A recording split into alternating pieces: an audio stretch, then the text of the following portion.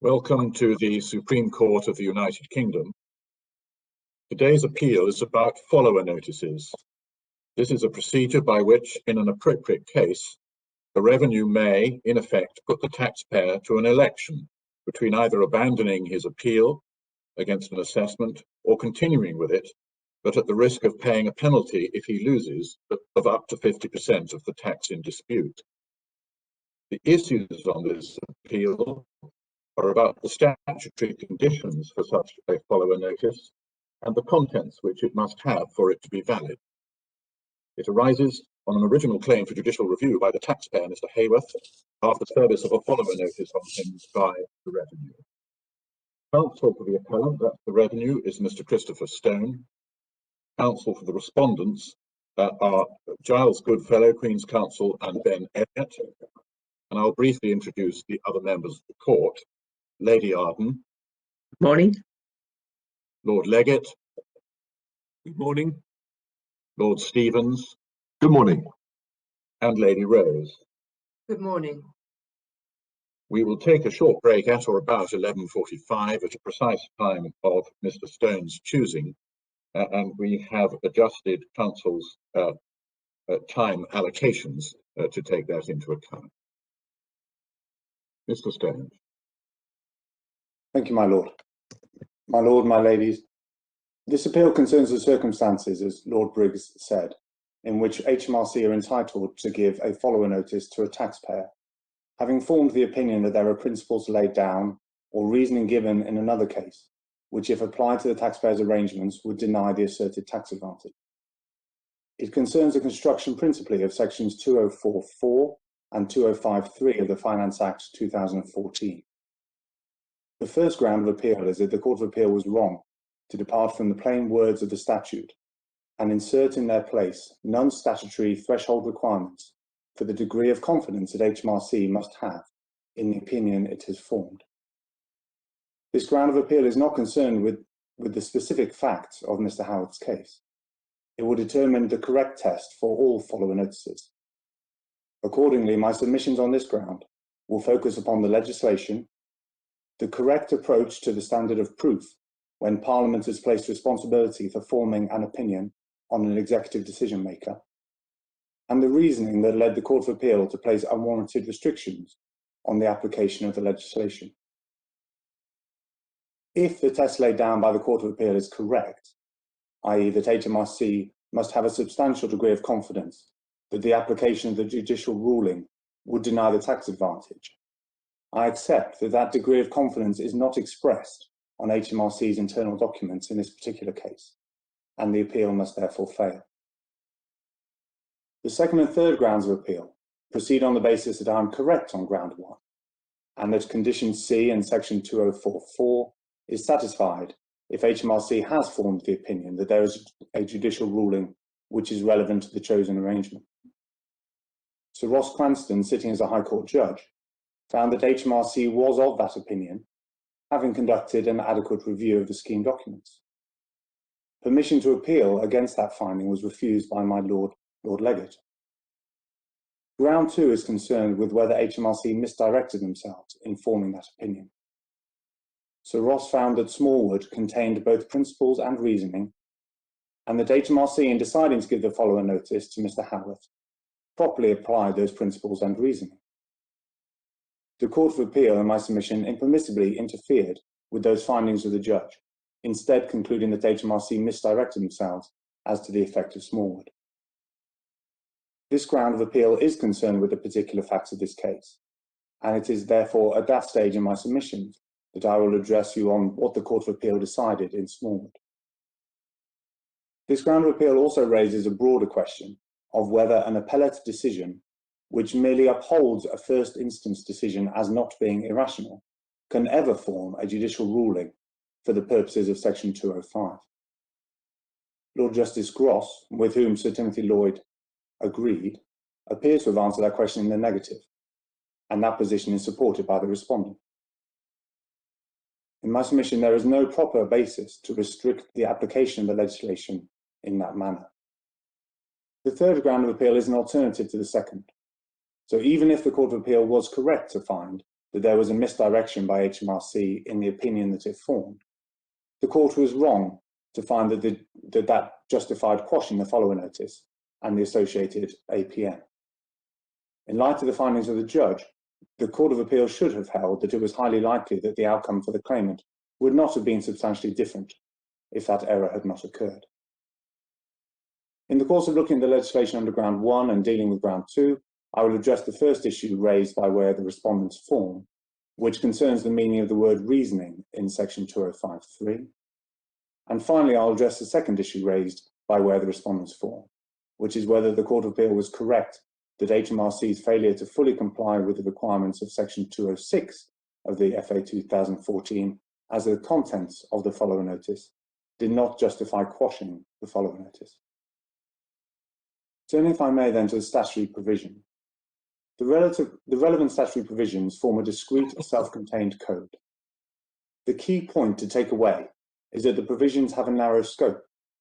They apply in specific circumstances of what you might broadly call tax avoiding, both in the lead case and in the follower case, and that they do not form an impediment on access to justice in the way that the Court of Appeal seems to have envisaged. They are not comparable, therefore, to the fees regime in the Unison case. Still less do they permit HMRC to apply findings of fact in one case as determinative of another case altogether, which is the straw man erected by the Respondent to criticise HMRC's submission. If I could ask you to turn to the legislation, Finance Act 2014 Part 4 starts at page 742 of the bundle.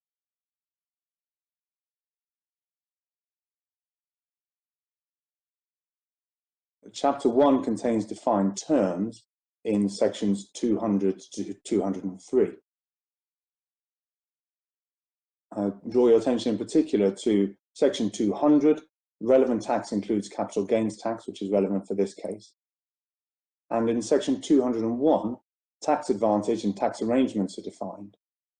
Tax advantage includes, as relevant to this case, relief or increased relief from tax, and also avoidance of a charge to tax or an assessment to tax. And then the definition of tax arrangements in subsection 3 is important. Arrangements are tax arrangements if, having regard to all the circumstances, it would be reasonable to conclude that the obtaining of a tax advantage was the main purpose or one of the main purposes of the arrangements. Chapter 2 then contains starts at section 204 and sets out the circumstances in which follower notices may be given. We have condition A in subsection 2.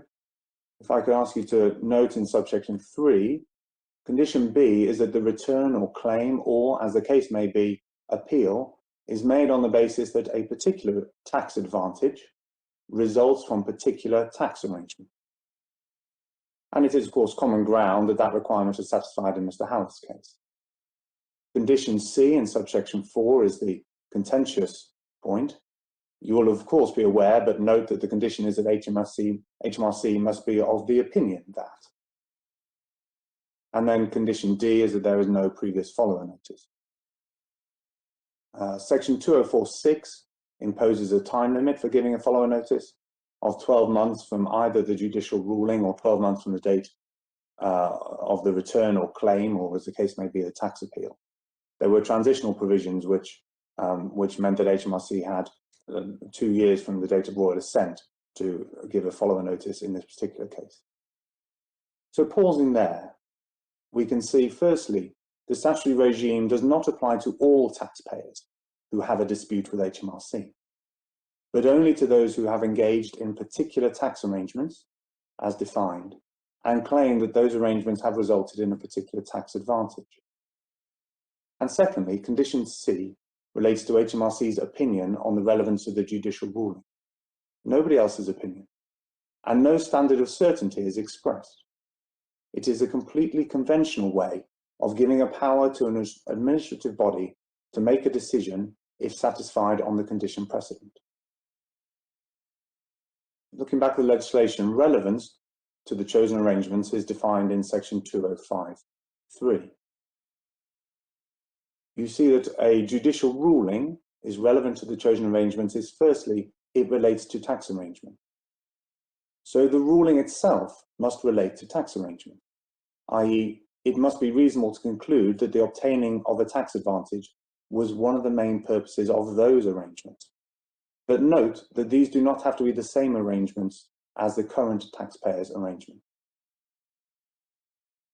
Section 205(3)(b) requires consideration of principles laid down or reasoning given.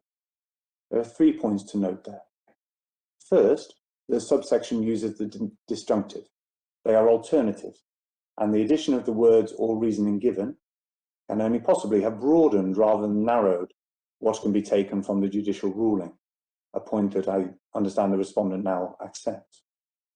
Secondly, those are ordinary English words that are readily understandable, as Sir Ross Cranston said.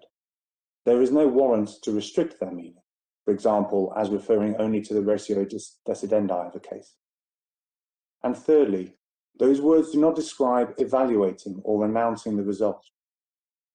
A case on appeal which results in a decision that the inferior court's decision was not irrational has to be examined more closely than that headline in order to see by reference to what principles laid down or reasoning given the court's analysis proceeded.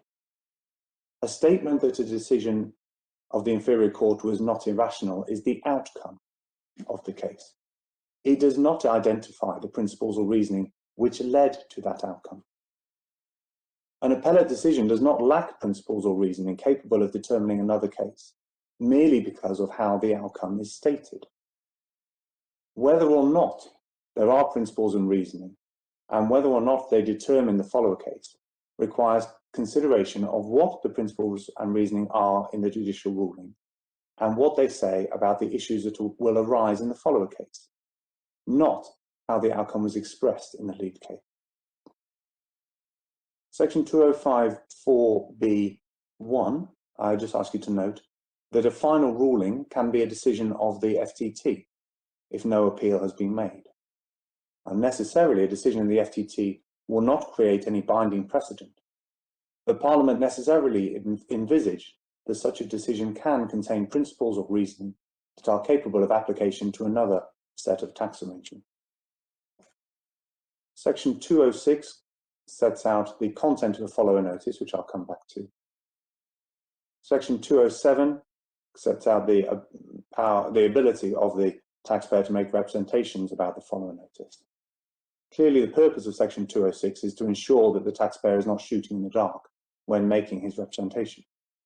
He must have been told why HMRC holds its view. Notice in Section 207(1)(b) that it allows objections based on the contention that objectively the judicial ruling is not one which is relevant to the chosen arrangement. It says nothing about the degree of confidence with which HMRC must have held its prior opinion. There is no room for saying, for example, you are not sufficiently confident of your view to justify this notice. And yet the Court of Appeal has held that this element of high degree of confidence is an essential requirement for HMRC's subjective thinking.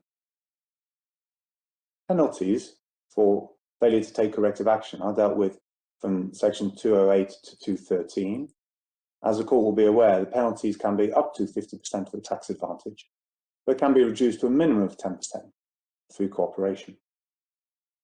Section 214 contains the provision dealing with appeals against a penalty. I invite you to notice in particular Section 2143(b). Again, the formula is used that the judicial ruling specified in the notice is not one which is relevant to the chosen arrangement. So here, the decision must be made objectively by the judicial body which will hear the appeal against the decision to impose the penalty, i.e. the FTT.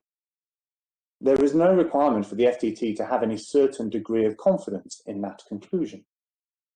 Yet the respondent suggests that the tribunal also has to have a substantial degree of confidence in the outcome. See the respondent's case, paragraph 67, sub 2, which is on page 128 of the bundle.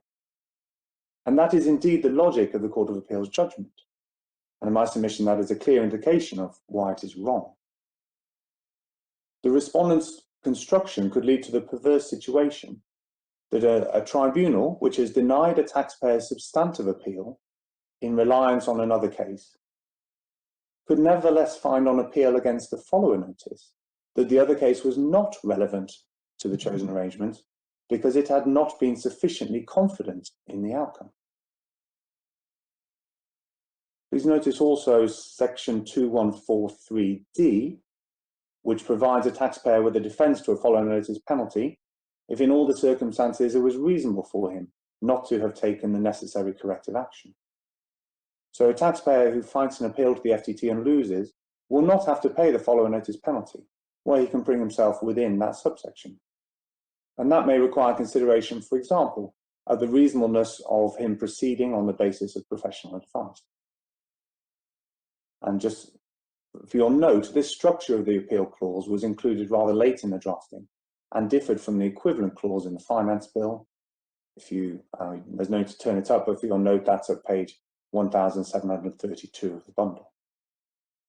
To summarise, 5 points then from the legislation.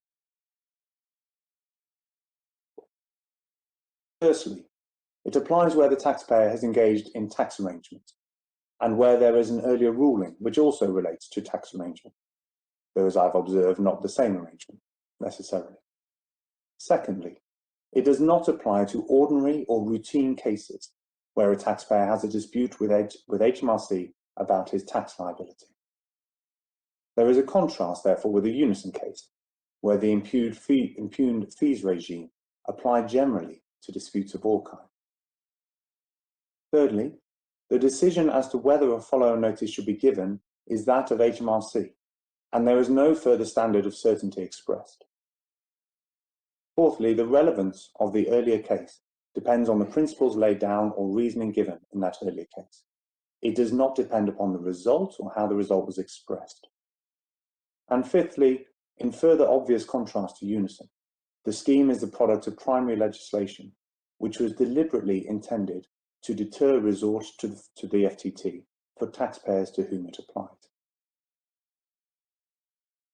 With that introduction of the legislation, if I may make my submissions on ground one, which, as I said, is whether the Court of Appeal was wrong to impose non-statutory threshold requirements for the application of section 205(3)(b).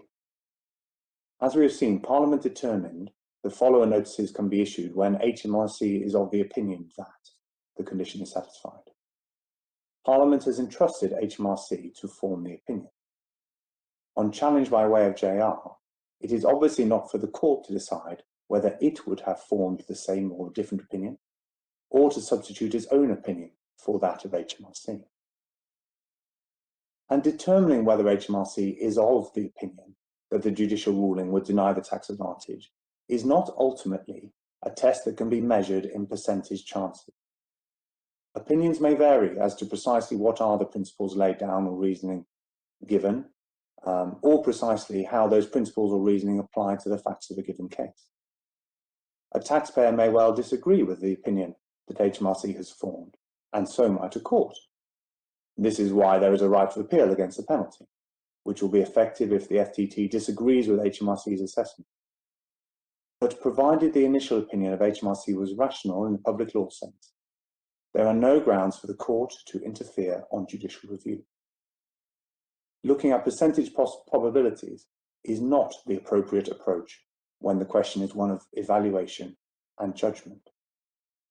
To make good that submission, I'd ask the court to turn to the case of Raymond, which is in the authorities bundle, starting on page 985 of the bundle.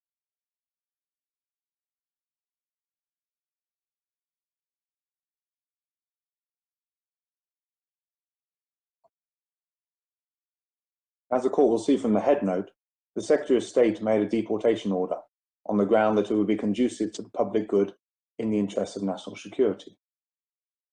The Special Immigration Appeals Commission allowed an appeal against that order, concluding that the Secretary of State had not established to a high degree of probability that the applicant had been or was likely to be a threat to national security.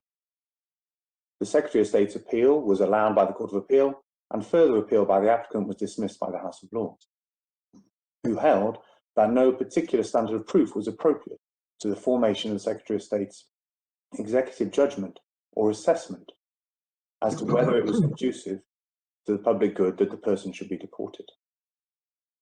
I could ask you to turn to page 1011.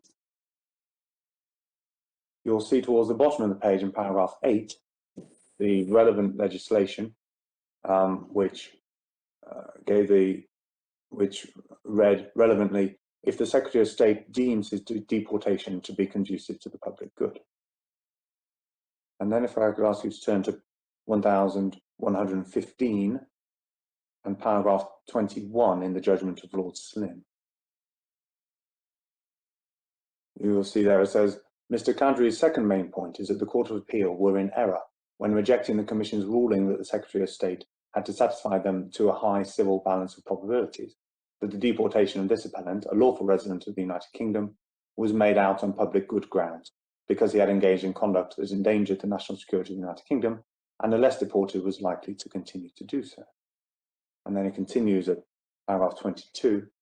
Here the liberty of the person and the opportunity of his family to remain in the country is at stake, and when specific acts which have already occurred are relied on, fairness requires that they should be proved to the civil standard of proof.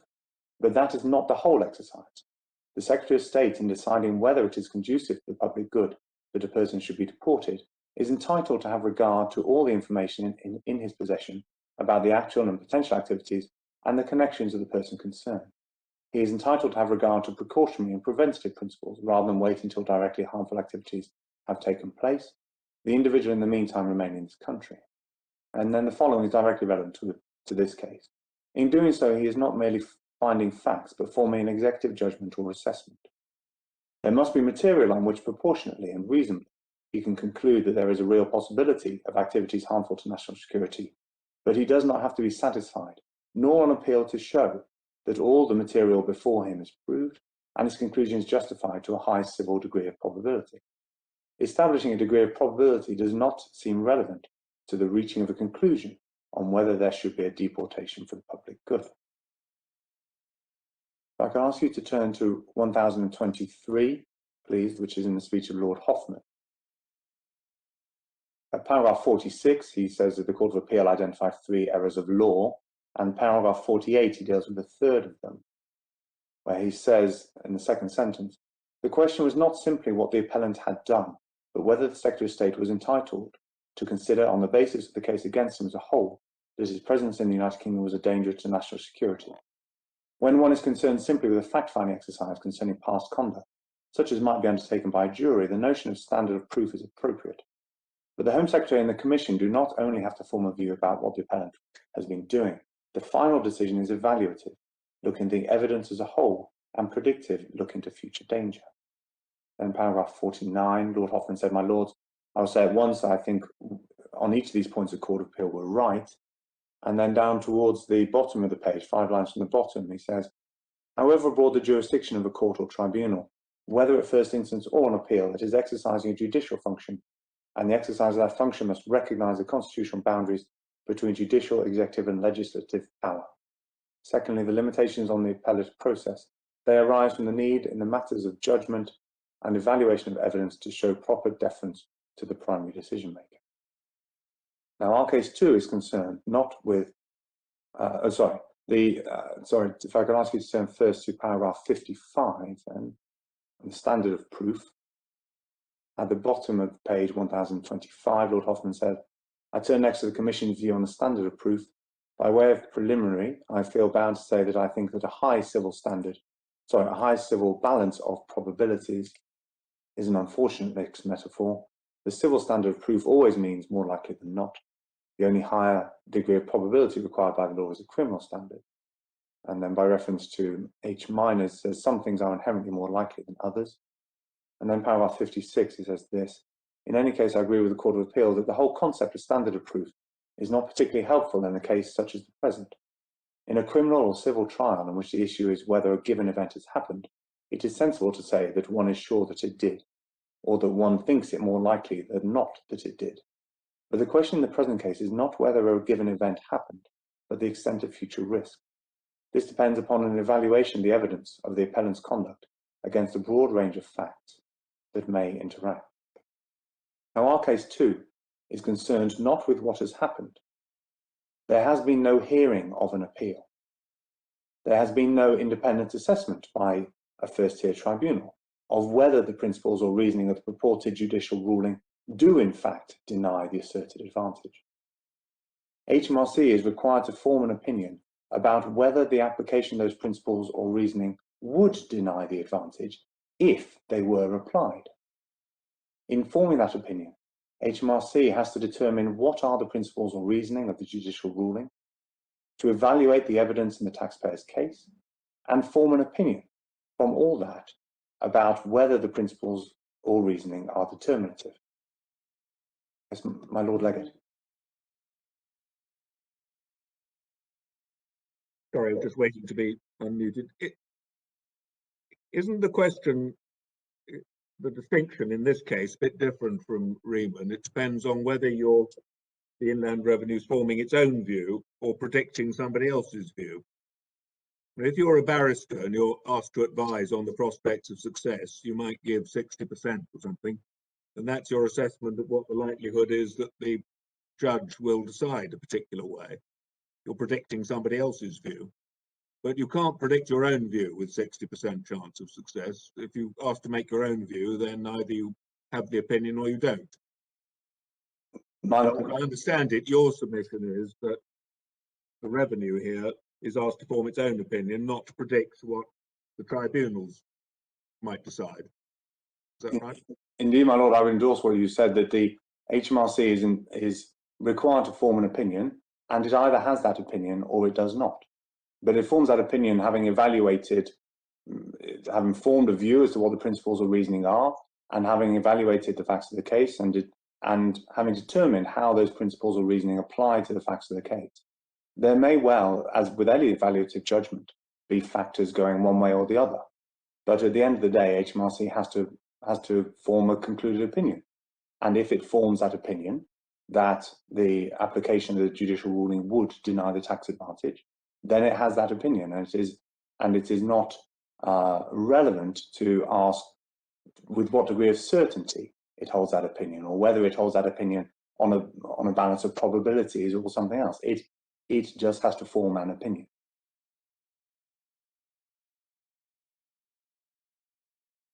If I could then ask you to look at paragraph 57.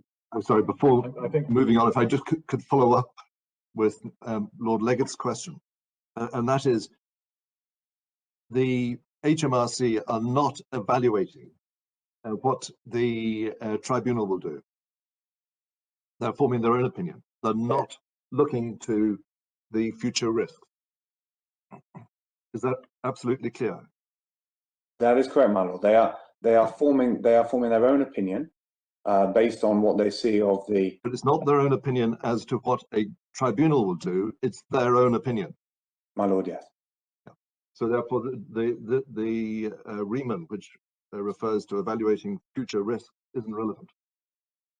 My Lord is probably right that the particular reference to the future risk might not be the relevant point.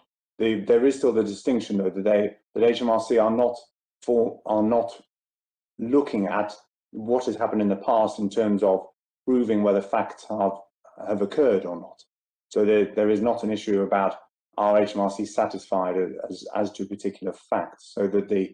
So whereas the distinction that Lord Hoffman draws in Riemann between the past being proof of facts and the future being evaluation, that may not hold exactly and apply to our case, but there is still a distinction between proof of facts and formation of an opinion. Sorry. My Lord Legate. There's still an important issue, though, isn't there, as to what the content of the opinion needs to be, because it doesn't. If we accept it doesn't turn on the degree of confidence they feel, it's still important to know what they have to form the view of. And one might read would as meaning that it definitely would, and that there's no wriggle room, as it were, or there's no scope for differences, reasonable differences of view. But they have to be satisfied that the principles laid down or reasoning given in the ruling would, with no reasonable scope for argument, deny the asserted advantage. Yes, my lord, 2 points arise from that. I'll come on to the meaning of would, but it's my submission that Parliament used the word would, not would without any reasonable doubt, or would with a degree of certainty, or would conclude that there is no chance of an appeal succeeding. It simply used the ordinary English word would. And the second point is that the Court of Appeal, when they imposed the requirement for a certain degree of confidence, they were imposing that requirement on HMRC. That is the additional layer that they have put onto the statutory test, which in my submission was put there improperly and impermissibly. And it is the Court of Appeal that said that HMRC must be confident must have a sufficiently high degree of confidence. Yeah, sorry, I'm accepting your point that confidence isn't the relevant thing, but focusing on what the content of their opinion must be, and there's a difference. We may not need to be concerned with the degree of confidence. It's a question of what they have to decide. And you say, well, it's would just means would, and that's the end of it. But it may be that would, might be said that would reads in a degree that must be an inevitable consequence and not just a possible one. In my submission, my lord, there is no warrant either within the statutory scheme or within when one looks at the outcome of the potential application of follow notice, to read in the words that one could read in and that the parliamentary draftsman could have used, and that it would mean simply would. That the opinion is that once they have determined what the principles and reasoning are, and once they've applied it to the facts of the particular case before them, if HMRC are of the opinion that those reasoning and principles would deny the advantage, then that is sufficient, and there's no higher threshold or requirement for them to fulfill.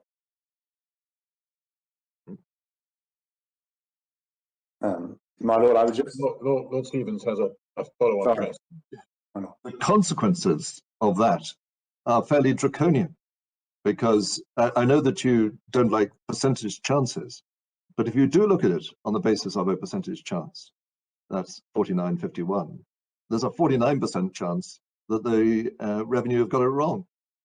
And that would mean that the taxpayer would have to pay a penalty of half the tax, or alternatively just abandon his claim. So not looking at the facts of this case, but just generally, that's a fairly draconian proposition, isn't it? My lord, would you mind if I came back to the consequences, because there are a number of points to wrap up together when looking at the statutory scheme and also in comparison with unison. I don't at all mean to duck that question. It is obviously of fundamental importance, but would you mind if I came back to it at a later moment? Please do. Thank you, my lord. Mr. Stone, sorry, just one last one from me before we leave the detailed language of 2053B. Would, if applied to the chosen arrangements, do you submit that this does or doesn't require any opinion one way or the other from the revenue as to whether it does, or as to whether the ruling does or doesn't apply to the chosen arrangements? Is it just that, well, if they apply, then this is the outcome? We don't have to form a view about whether they would or should or might not. In other words, it seems to take as an assumption, but on which you don't have to form an opinion, that the ruling applies to the chosen arrangements, and then an opinion about what the consequence would be, which I'm having some difficulty with. My lord, the reasoning or principles must be relevant to the chosen arrangements, because in order to deny the advantage, the reasoning and principles must be, if you like, determinative of the particular taxpayer's case. So it doesn't seem to me that, my lord, that you could have a situation in which they sort of don't apply to the arrangements, but nevertheless the statutory condition is fulfilled. It is a requirement of the statutory condition that they are somehow relevant to the issues that arise in the case of the follower taxpayer. Very well, thank you. And I think you're saying, therefore, that the opinion as to relevance, which we get from section 2044, contains within it an opinion that the principles or reasoning do apply. Yes, because otherwise they wouldn't be relevant. Exactly. Okay, thank you. Do carry on. We've stopped you for rather a long time. That's quite right, my lord. I was just on Raymond going to finish with paragraph 57, and see about 6 lines down. This is on the limitations of the appellate process. Under secondly, it says, secondly, as I've just been saying, the question at issue in this case does not involve a yes or no answer as to whether it is more likely than not that someone has done something, but an evaluation of risk. In such questions, an appellate body traditionally allows a considerable margin to the primary decision maker. Even if the appellate body prefers a different view, it should not ordinarily interfere with a case in which it considers that the view of the Home Secretary is one which could reasonably be entertained. Obviously, I take on board my Lord Stephen's point about risk and evaluation of future risk, but the comments about limitation of the appellate process, again, they don't apply directly to this case because this is obviously judicial review rather than a statutory appeal. But the point about respect for the primary decision maker that Parliament has identified, in my submission, do apply by analogy. Just, if I may, want to look at Begum as a more recent application of the principles in Raymond. And you find that at page 835 of the bundle. I won't trouble you with the facts of that case, as I'm sure they're familiar, but at page 855, please, Lord Reed, from paragraph 51 onwards, deals with what was said in Raymond, and you see in paragraph 53 that he quotes from the speech of Lord Slynn, and at paragraph 55 and 56 quotes from the speech of Lord Hoffman. In paragraph 58, he notes, in relation to the first of these points, Lord Hoffman rejected the concept of a standard of proof, stating in paragraph 56 that the issue was not whether a given event had happened, but the extent of future risk. And then there's a quotation. In paragraph 59, Lord Reed says this, in comparing Lord Slynn and Lord Hoffman, he says in the 4th line, Lord Hoffman's more orthodox in public law terms identification of the relevant questions as being, 1, whether the Secretary of State's evaluation had a proper factual basis, or as he put it, whether there was no factual basis for the Secretary of State's opinion, and 2, whether the Secretary of State's opinion was one which no reasonable minister could have held. And then he says, about 5 lines further on, Lord Hoffman's approach, which is now the more relevant. And then in paragraph 61, there's said a further factor was the nature of the decision under appeal, which did not involve a yes or no answer as to whether it was more likely than not that someone had done something, but an evaluation of risk. And then in paragraph 66, there is this about focusing on who Parliament has indicated as a primary decision maker.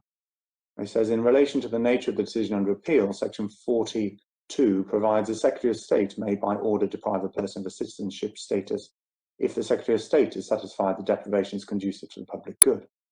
The opening words of the Secretary of State may indicate that decisions under section 42 are made by the Secretary of State in the exercise of his discretion. The discretion is one which Parliament has confided to the Secretary of State. In the absence of any provision to the contrary, it must therefore be exercised by the Secretary of State and no one else. And then paragraph 67, the statutory condition which must be satisfied before the discretion can be exercised is that the Secretary of State is satisfied that deprivation is conducive to public good. That condition is not that SIAC is satisfied that deprivation is conducive to public good. And then finally, if I could ask the court, in the interest of me not reading it out, to read paragraph 68 to yourselves.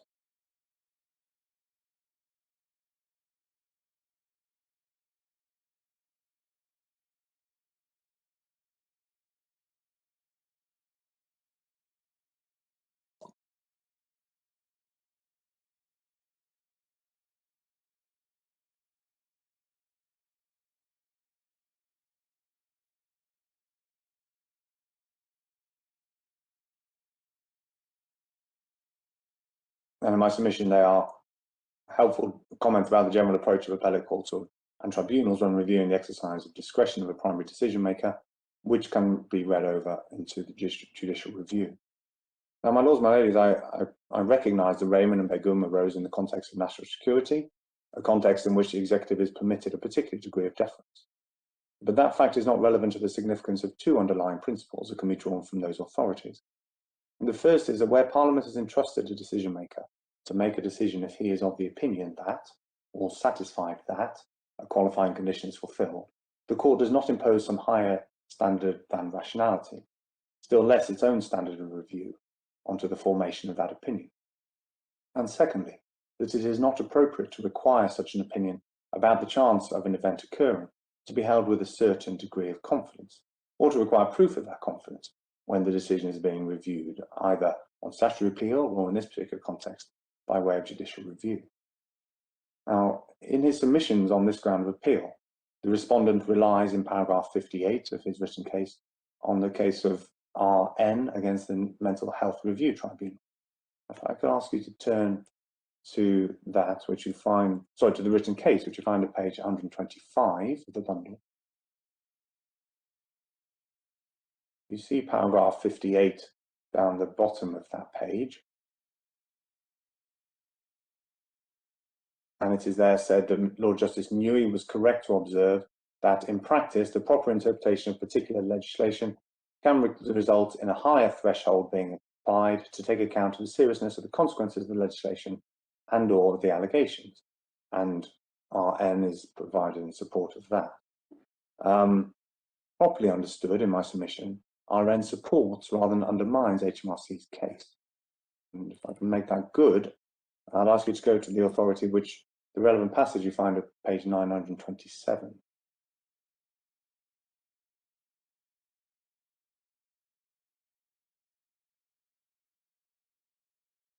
And in the context of discussion about standards of proof, in paragraph 59, which is the paragraph that my learned friends rely upon, having reviewed a number of authorities, it is said halfway down for 59, the essential point that runs through the authority.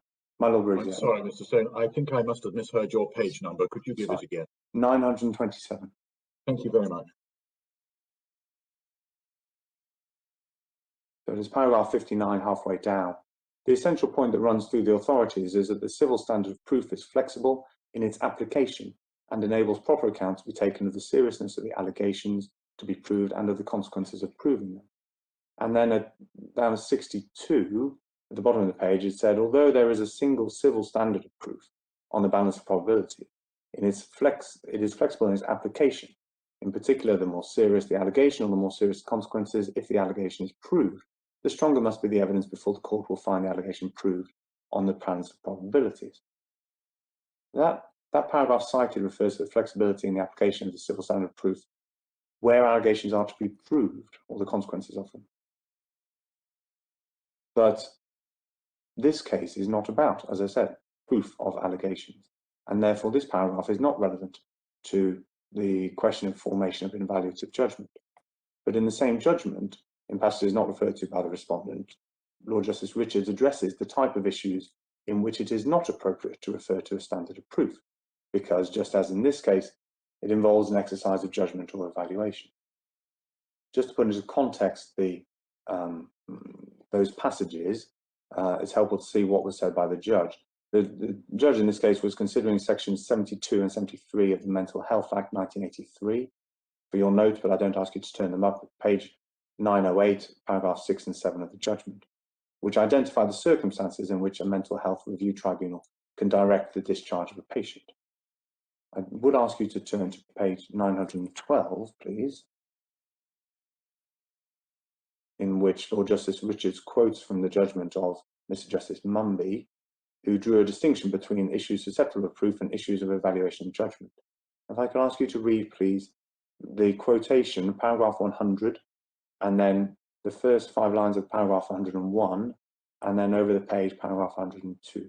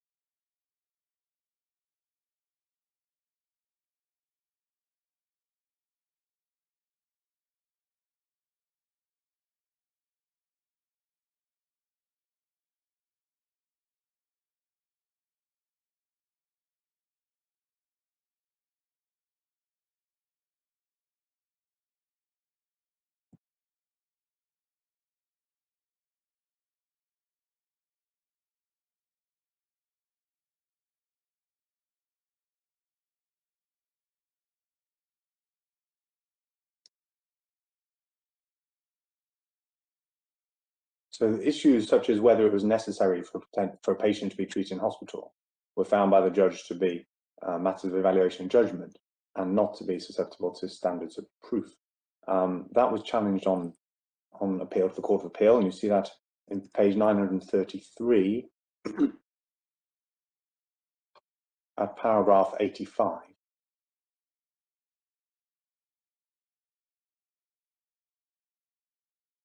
And then at paragraph 90 onwards, the Court of Appeal provides further examples of evaluative judgments which are not susceptible to a standard of proof because they involve exercise of, let's say, judgment or evaluation.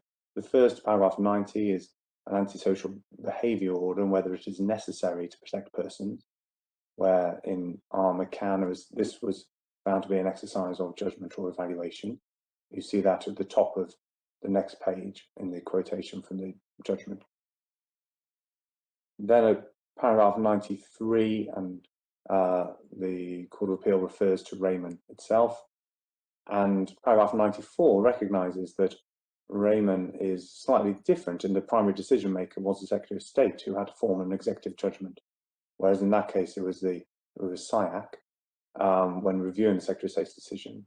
So it was said 3 lines from the bottom, there's not a precise parallel with the present situation where the detaining authority has the burden of satisfying the primary decision maker at the tribunal, that certain conditions are met. Nevertheless, Raymond is important for the contrast it draws between matters of fact, which the Secretary of State has to establish to the civil standard of proof, and matters of judgment and evaluation, in relation to which the concept of standard of proof was considered to be not particularly helpful. And going back to what I said earlier, I would rely upon that distinction. And then paragraph 95 deals with cases relating to the parole board, and in the quotation from Lichniak, it says that the release, since this is an administrative process requiring the board to consider all the available material and form a judgment. And really on the next paragraph, the concept of burden of proof is inappropriate when one is involved in risk evaluation. So the points I would just take from that brief look at this authority, my lords and my ladies, is that the points made in our written case in reliance on Raymond and Begum are not limited to national security cases, but reflect the position generally when a primary decision maker is required to make an evaluative judgment from all the evidence. Accordingly, in our present case, it is not appropriate, in my submission, to interpret the statute as requiring HMRC to have a certain degree of confidence in a given outcome. Parliament could have set a higher threshold, that HMRC must be of the opinion that if the judicial ruling were applied to the arrangements, there would be no reasonable prospect of the tax advantage being allowed, or must be of the opinion that any appeal would be totally without merit, or hopeless or bound to fail, or frivolous or vexation. All of these tests are familiar in litigation and well known to the parliamentary draftsman. The only test set by statute was that HMRC should be of the opinion that applying the principles laid down or reasoning given from a judicial ruling would deny the tax advantage. Before turning to that threshold requirement of substantial degree of confidence that was set by the Court of Appeal, I'll just deal briefly, if I may, with the Court of Appeal's decision in Locke, which is in the page 880 of the bundle.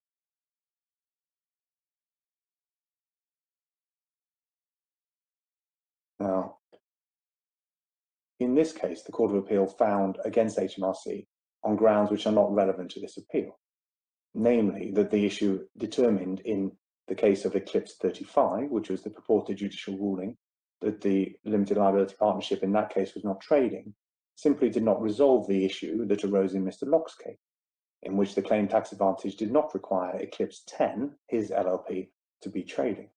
We see that put succinctly by my Lady Rose in paragraph 46, and that's at page 894 of the bundle.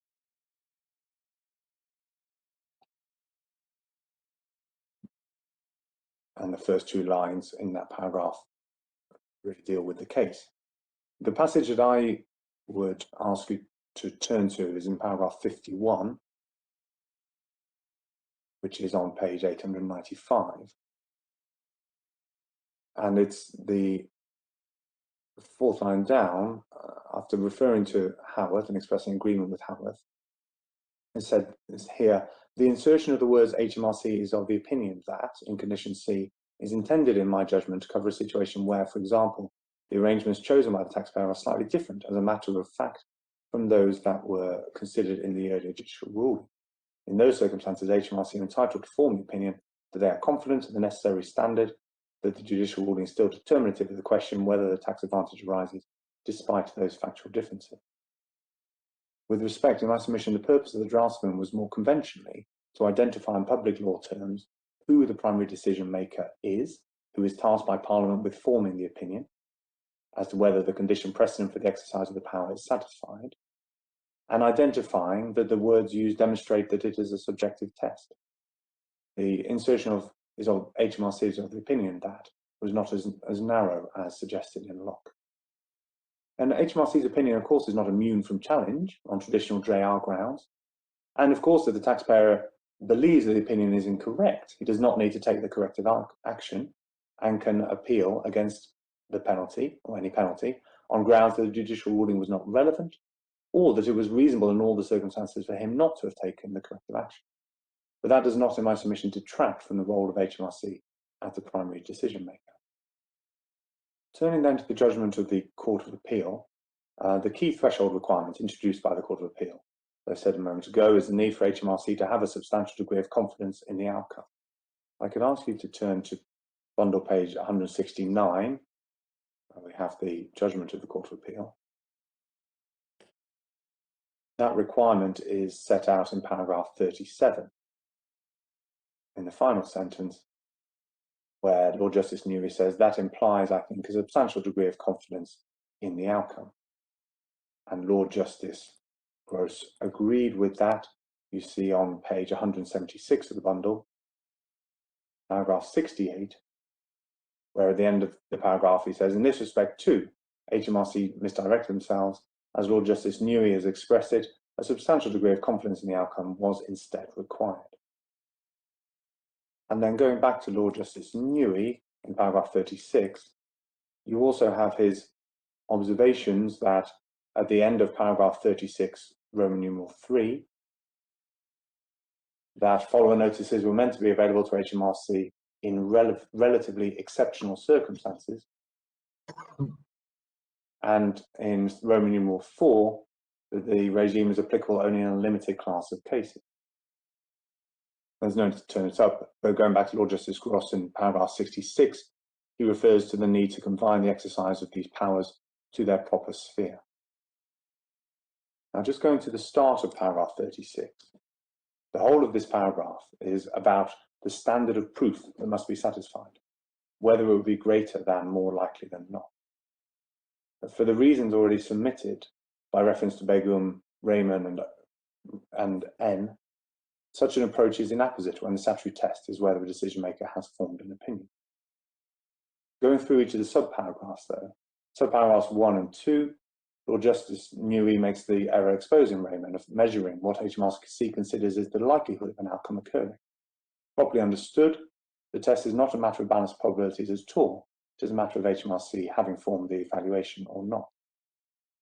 Subparagraph 3 though is an important passage, which in my submission casts light on the Court of Appeal's approach and illuminates the court's error, and goes some way to dealing with my Lord Stephen's point about the consequences. Lord Justice Newey appears to have overlooked some features of the regime which we have just looked at in the statutory structure, and which already narrow its scope. In particular, the relevant judicial ruling must itself relate to tax arrangement. Secondly, the follower notice regime is restricted to those who seek to obtain a tax advantage through use of arrangement. Putting the point the other way around, the follower notice regime simply does not apply to those who have an ordinary dispute with HMRC. So the observation of Lord Justice Newey that it would theoretically be possible for HMRC to use follower notices routinely in relation to disputes pending before the FTT seems to expose a significant misunderstanding of the regime. There is nothing routine about the follower notice regime, even theoretically.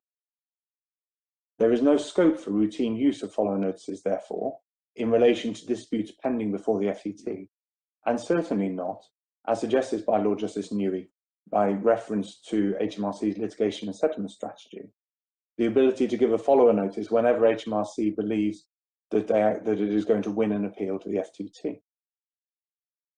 And the failure to appreciate the restrictions inherent in the follower notice regime is shared by the respondent in this case. So to turn it up, and in paragraph 6 of his written case, page 101, he says that if HMRC are correct in its interpretation of the legislation, there would be no apparent limitations on the application of the follower notice regime. But to repeat, the follower notice regime has no application outside of arrangements, both in the lead case and in the follower case, one of the main purposes of which is to seek a tax advantage. And my submission, it is this misunderstanding by the Court of Appeal and an incorrect appreciation of the restriction of the power to tax avoidance situations, which has led the Court of Appeal to try to circumscribe the power to give a follow notice by introducing the need for a substantial degree of confidence. This court may think that the Court of Appeal was rather disconcerted by the potential of the power to issue a follow notice, and addressed its concern by introducing an unwritten restriction on the circumstances in which HMRC could issue one. But they were mistaken as to the scope of the power.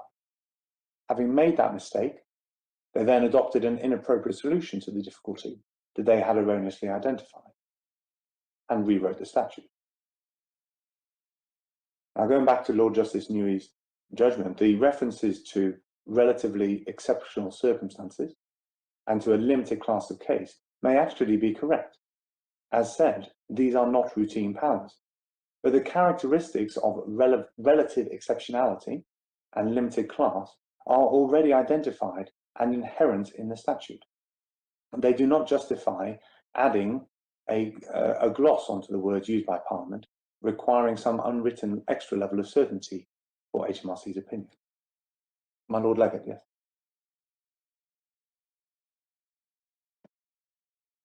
Had it be said, though, that the context is one in which you can't expect HMRC to be able to evaluate all the evidence and the facts and come up with a sort of final decision that a tribunal can.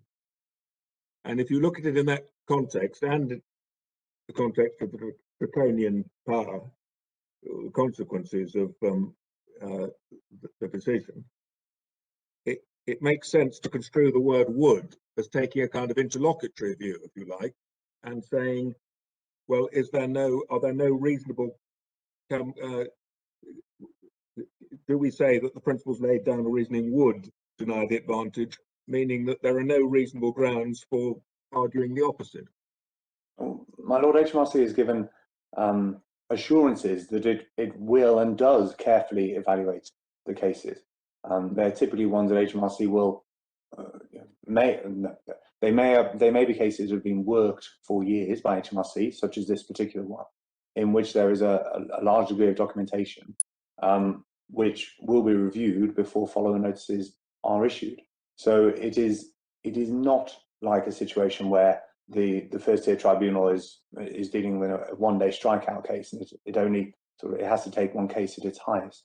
HMRC will typically have documentation that will be reviewed in order to form this opinion.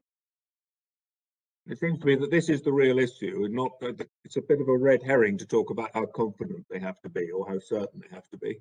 The question really is this a final decision, if you like, or is it a strikeout test? And you say it's not a strikeout test. They just take their own view about the ultimate outcome, and that's it. Well, it is certainly not a strikeout test. And of course, follow notices can be issued before matters have gone before the FTT. But for those cases that were already before the FTT, there is already the strikeout provision. There is already the ability to refuse to postpone tax. But both of which are conducive of large amounts of satellite litigation. And this was deliberately an extra power that was given by Parliament to HMRC on top of those that it already had, in order to dissuade taxpayers from continuing their appeals, and that HMRC simply has to form that determine whether it is of the opinion based upon its review or careful review of the evidence that is before. But that's quite something, isn't it, to say that the executive can form a view like that, which has the consequences that you're in there for a 50% penalty and so forth. I mean, that really is intruding on the judicial function if it construed that way. But my lord, there are safeguards in the first point is that the one that I made, that inherently it is narrow in its scope, in that it applies only where there are arrangements which result in a claimed tax advantage. So it is only for those people who have entered into such arrangements that this is going to be relevant. And secondly, there are, by way of distinction with unison, for example, there is the ability, of course, to appeal against a decision. It's the taxpayer who will ultimately know all of the facts of his case. As the panel will be aware, asymmetry of information is a feature of tax litigation. One last question, then I'll be quiet. But on the appeal, does the FTT make its final view about the case as well, in the same way as the revenue? And so if it just comes to a different view, then it allows the appeal? Yes, my lord. If the FTT comes to the view, and not a view to a particular standard of confidence or anything like that, but if it comes to the view that the principles of reasoning do not determine the paying tax advantage, then it allows the appeal and there is no penalty to be paid. So it has to have a full hearing for that, does it? In which evidence is called and so forth, because it's so it basically decides the merits of the claim. Well, my lord, typically I may be corrected in this, but my understanding is that typically if the corrective action is not taken, then typically the case will go through to an appeal before the FTT. And it is only after the determination of what I'll call the substantive appeal, or maybe as part of the same hearing, that there will be an appeal involving the follower notice penalty. There is no requirement to have a follower notice penalty hearing before the actual substantive hearing of the tax appeal. So I gave earlier the example of a situation in which the FTT might have determined a substantive matter. In determining the substantive matter, clearly there will be submissions made by HMRC that particular cases, the reasoning or principles are determinative, and that the FTT should apply that case and HMRC should win. HMRC, assuming HMRC do win the case, then the FTT has to consider the follower notice penalty appeal. And it would be odd if at that stage the FTT had to have a certain degree of confidence that the judicial ruling was relevant to the chosen arrangement, rather than just saying, well, having heard the appeal, having determined that the reasoning and or principles in the lead case did determine the case against the taxpayer, ordinarily you'll find that it will be a relevant judicial ruling for the purposes of the follower notice. My Lord Stevens. Two questions. One is, my understanding is that the HMRC agreed to postpone the tax in this case, and I was just wondering why they did that, if they had this sufficient, when they had formed this view about the determination arising from Smallwood. And the second is that you've assured us that there was a high degree of analysis of the facts in this case. And at present, I can't see that analysis. I can see the respondents putting in a letter after the follower notice, and the response to that was that it just didn't take it outside the decision in Smallwood. There wasn't any grappling with the facts, but no doubt you'll be bringing us to both of those things. My Lord, yes. On the postponement point, which is the first one you raised, so let me just note down the second point.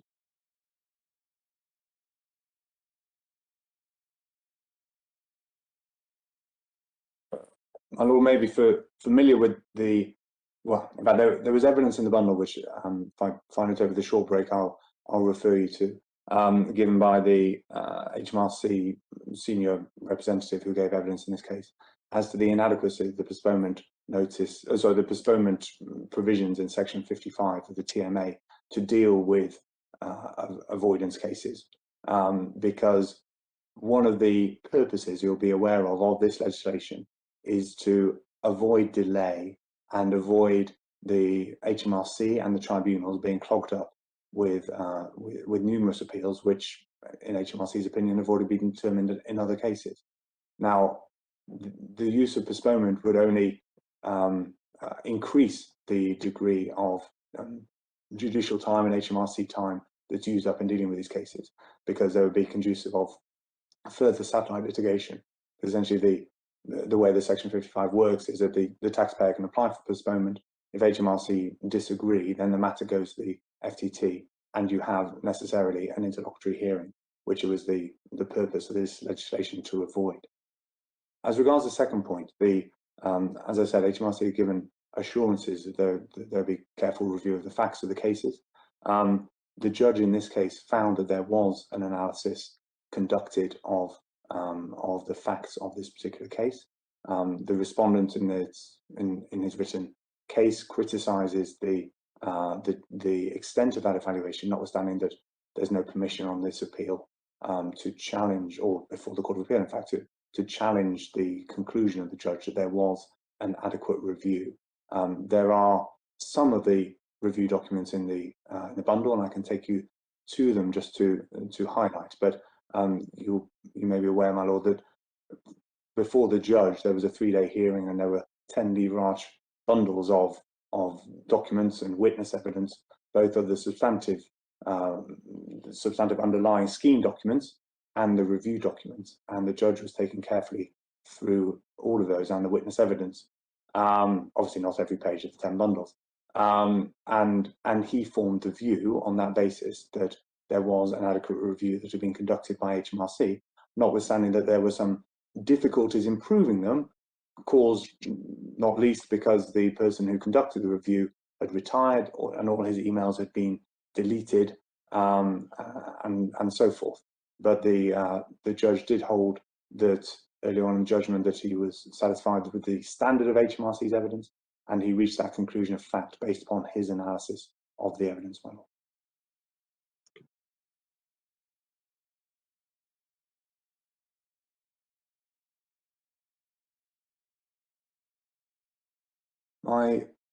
My Lord Briggs, I was going to move on to a new subtopic within this ground one.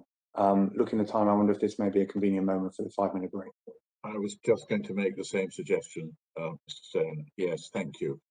Let's have our 5-minute break and resume at about 1 minute before 1:45. Yes, Mr. Stone, please continue. Thank you, my lord. My lords and my ladies, there are two important planks of the respondent's case on why the high degree of confidence is justified that I want to address. The first is the reliance on background material and Hansard, and the second is the comparison with the Unison case.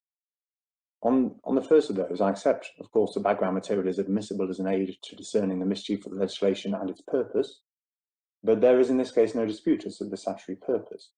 And Lord Justice Gross had paragraph 65 quoted from Mr. Justice Lewis and Broomfield. If I could just ask you to turn to page 175 of the bundle, please.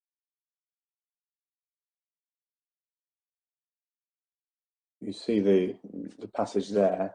If I could ask you to read the quotation from Broomfield.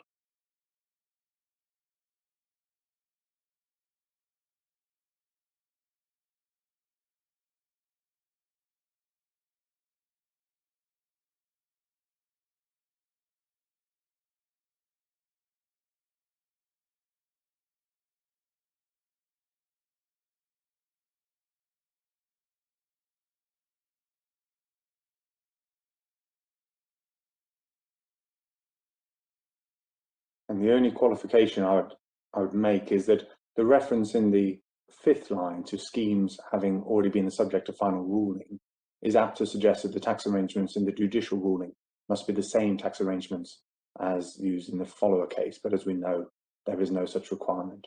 The point is put, in my submission, more accurately in the following sentence, which is the aim is broadly to deter further litigation on points already decided by the relevant judicial court or tribunal.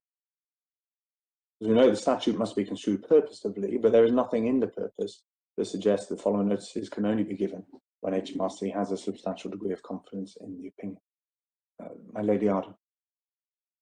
Could I just ask you, I expect you've covered this, what if the taxpayer wishes to challenge a ruling? You've explained that a ruling may be only a ruling of the FTT, but in the taxpayer which we're presently dealing with may wish to say, well, of course that was decided, but I say that was wrong in law and I want to take it further up. Sorry, my lady, do you mean challenge in his own case or in the Yes. Maybe let's say that although there was a relevant ruling, he wishes to challenge it in another court. Is there any provision for that situation, or does he? He cannot then challenge a decision of the FTT, as I understand it, as to whether it is a relevant judicial ruling. But of course, he can take his own case further. So, as you're aware, Mr. Haworth has last summer we had his substantive appeal against the assessment made against him. He hasn't actually been served with any follower notice penalty. If he had, that penalty, my understanding is he would not be required to pay that penalty until his own case had been determined. So if ultimately it is determined that in the upper tribunal or the Court of Appeal that he had no substantive liability to tax, then there will be no follower notice penalty to pay. Right, but when one reads Broomfield, it is actually setting out the standard position. But if you did have a case where the taxpayer could say, well, I accept the were decisions, but they were not of the final court, and I want to take this matter further, he is caught by the system. But he will not be if he is right about that, he will not be subject to a follower notice penalty, because ultimately he will win his own case and there's no tax geared penalty. But it is a bit of a sword of Damocles.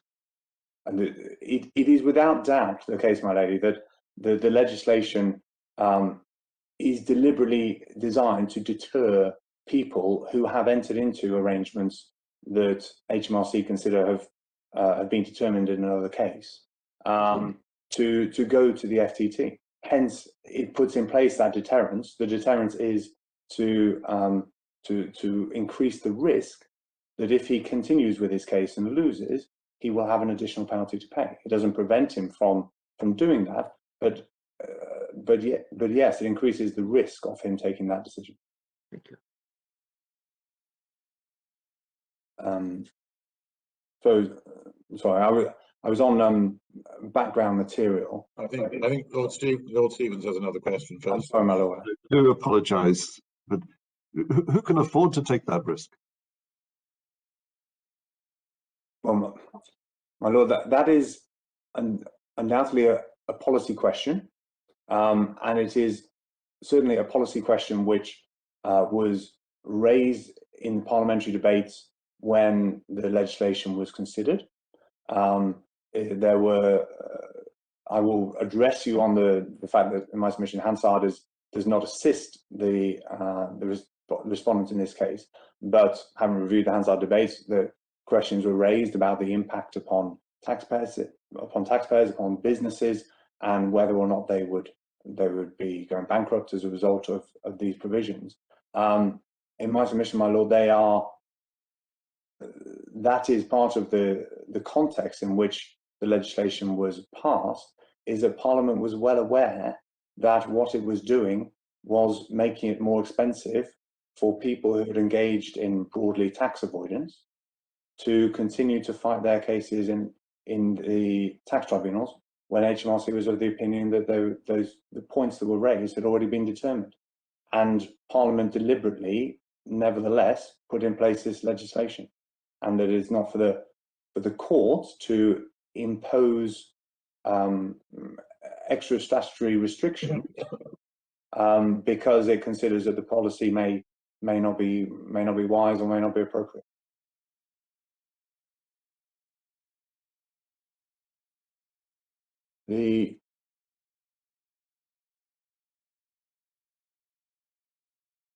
So just very briefly on the statutory purpose, if I could ask you to turn to page 1720, you will see the explanatory note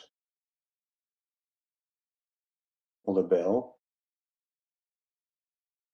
and the background note, paragraph 115, says HMRC sometimes have to deal with a larger number of taxpayers' returns that claim a tax advantage from the same or similar tax arrangement, or large numbers of appeals against HMRC's conclusion arrangements do not work. This measure gives HMRC the power to issue a notice to a taxpayer to the effect that they should settle their case with HMRC once a tribunal or court has concluded in another party's litigation that the arrangements do not produce the asserted tax advantage. Now, the evidence from the compliance lead in this case was that there were well over 100 users of the Round the World device. Each of them, in my submission, constituted similar tax arrangements. And we know they were sufficiently similar that inquiries into other cases were generally stayed pending the outcome of Smallwood, and also sufficiently similar that after Smallwood was concluded, there were discussions between HMRC and many, if not all, of the Round the World users represented by KPMG to see if the claims by those Round the World users could be settled as a group. So this was a case in which there wasn't maybe a marketed tax avoidance scheme in the way that some are, but it was a case of similar tax arrangements of over 100 taxpayers, and HMRC had formed the opinion that what was determined in Smallwood determined those cases. But I'll come back to that in a moment. There was also extensive reliance placed by the respondents upon the consultation documents. In my submission, it would be inappropriate to construe the statutory language to fit the statements made in that consultation material. This is a modern statute introducing a specific and targeted regime, and the surest guide to the scope of the statute is the language used. In the interest of time, I don't invite you to turn it up, but I would invite you to consider the warning given in the case of Ex parte Spath Home by Lord Nichols about the difficulties that there are in relying upon extra statutory material and then construing a statute by reference to it. And for your notes, those warnings are at paragraphs 52 to 53. Oh, sorry, at page 398 C to E. So he notes that extraneous material is useful if it assists in identifying the purpose of legislation, but then gives a lengthy warning as to the dangers and the constitutional problems of using such material. And the respondent also places reliance on Hansard material. But in my submission, there is no proper basis for referring to Hansard in this case. Again, by reference to the Spath Home case, and I'm sorry, I should have given you the page reference in the bundle as 1565, was the paragraph I was referring to. And on that same page, at 398H, Lord Nichols focuses on the need for a clear and unequivocal statement made by the promoter of the bill. In this case, there was no such statement. And there was also no relevant ambiguity, as the relevant words used in condition C in section 205 are not open to more than one meaning. There's no relevant obscurity and there's no relevant absurdity. And further, it is not a proper use of Hansard material to seek guidance on the circumstances in which powers granted to HMRC could be used. And again, in the interest of time, I'll just ask you to note the following passages in that same case. The first is Lord Bingham at 392B, which is a page 1559. And the second passages are by Lord Hope at 407E on page 1574 and 408C.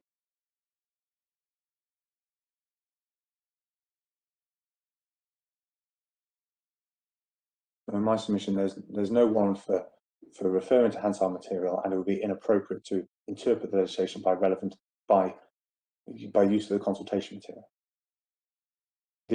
And further in my submission, the high degree of confidence threshold is not justified by considerations about access to the courts or the serious consequences of taking corrective action. And in making these submissions, I do not for one moment doubt the importance of the principle of access to the court, or take these points flippantly. The first point to make is that the follower notice does not itself prevent access to the FTT, in contrast with the fees regime considered in unison, which for some people did prevent access. Secondly, I accept, of course, that being in receipt of a follower notice, with the possibility of a penalty if the taxpayer fails to take the necessary corrective action, does make it less attractive for the recipient to continue with an appeal to the FTT. If he loses in the FTT, he must pay not only the tax due in accordance with the substantive legislation, but, if issued and not successfully appealed, a penalty for not having taken corrective action. However, in order to achieve the statutory purpose of deterrence, as a point I made earlier, it is an inherent feature of this legislation that an appeal to the FTT becomes less attractive for a taxpayer who has been given a follower notice. The taxpayer will have perfect knowledge of the circumstances of his case, and that asymmetry of information, as I said, is a particular feature of tax legislation, and is well placed to decide whether HMRC was correct in its opinion that a judicial ruling would deny the asserted advantage, such that he should take the corrective action, or whether HMRC was incorrect, that he should find the appeal regardless. It is of course open to him to appeal any follower notice penalty on the basis that the judicial ruling was not in fact relevant, the conditions A, B, and D were not satisfied, or, and importantly, that in all the circumstances of the case, it was reasonable for him not to have taken the corrective action. Now, the Court of Appeal addressed unison in subparagraph 36.5. There's no need to turn it up. But unison itself, I would ask you to turn to, is at page 900. The relevant passage is at page 970. And looking at paragraph 78 in the judgment of Lord Reed, where, having referred several cases, he says, most of the cases so far mentioned were concerned with barriers to the bringing proceeding, but impediments to the right of access to the courts can constitute a serious hindrance, even if they do not make access completely impossible. More recent authorities make it clear that any hindrance or impediment by the executive requires clear authorisation by Parliament. And then moving to paragraph 79, the court's approach in these cases was to ask itself whether the impediment or hindrance in question had been clearly authorised by primary legislation. And then paragraph 80, even where a statutory power authorises an intrusion upon the right of access to the courts, it is interpreted as authorising only such a degree of intrusion as is reasonably necessary to fulfil the objective of the provision in question. In this case, it cannot sustainably be said that the follower notice regime had not been clearly authorised by Parliament. And once its scope is correctly understood as being narrower than the Court of Appeal seemed to have regarded it, in my submission, there's no warrant for reading it down and none for rewriting it in a way that Parliament could have done, but did not. Parliament took, as much as it may be thought unattractive, as a policy point, it took a deliberate decision to deter a certain group of taxpayers, those who had engaged in tax arrangements whose claims and appeals HMRC is of the opinion were decided by principles and reasoning in another case, from pursuing appeals to a tribunal. And Parliament would clearly have been aware, and was aware, that what it was doing was making access to the tribunal a more risky endeavour for that group of people. There are a number of further points of contrast between the present case and unison, to which the Court of Appeal gave no weight. But firstly, in this case, in unison, the impugned fees regime directly impeded access to the tribunal. If the litigant could not pay the fee, he could not access judicial determination of his dispute at all. Secondly, the regime impeded access to the tribunal potentially in all cases, that is to say, ordinary disputes. Whereas in contrast, as we've seen in this case, the legislation only operates in a limited category of disputes, where an individual has entered into arrangements so as to achieve a tax advantage. The regime impeded access irrespective of the merit of the claimant's case in unison, even if the merits were excellent. Whereas the present case, the present regime, concerns circumstances where the merit of the case is already in doubt, because, at least in HMRC's opinion, some earlier case has already been determined in a way adverse to the taxpayer's contention. Fourthly, while one aim of the impugned fees regime was to deter unmeritorious cases, In unison, that aim was achieved by a means which was equally effective to deter meritorious claims. Fifthly, the impugned fees regime was introduced by secondary legislation, which had an adverse effect which was disproportionate to the identified aim. The impugned legislation was therefore ultra vires the enabling statute. The restriction of access to justice was an undesirable side effect, therefore, of the aims of funding litigation and of deterring unmeritorious cases. Whereas in our case, in contrast, there is a coherent statutory regime contained in primary legislation which has the clear aim of deterring further pursuit of unmeritorious cases by those who have engaged in tax avoidance. There is no question of fine rate. There is no primary restriction of access to the tribunal, and insofar as access to the tribunal is deterred, that is the plain aim of the statute. And lastly, in unison, there was no relevant appeal. In our case, if the deterrence is inappropriate and an unjustified penalty is imposed, or if it was reasonable for the taxpayer not to take corrective action, the point can be corrected on appeal. Or, as I said in answer to my Lady Arden, if the taxpayer ultimately wins, there is no penalty to pay. And finally, and very briefly on this ground of appeal, the Court of Appeal relied in subparagraph 36.6 on the case of Moblix, which you have in the authorities bundle starting at page 8 to 10, but I don't ask you to turn it up. In my submission, that was not a good analogy. Neither party had relied upon that case in submissions to the Court of Appeal. And in any event, the extent of knowledge that a trader must have to be found to have participated in a fraud tells us nothing about the formation by an administrative decision maker of an opinion as a precondition to using a statutory power. My lords and ladies, those are my submissions on ground 2, but I see Lady Rose has a question. Yes, if ultimately the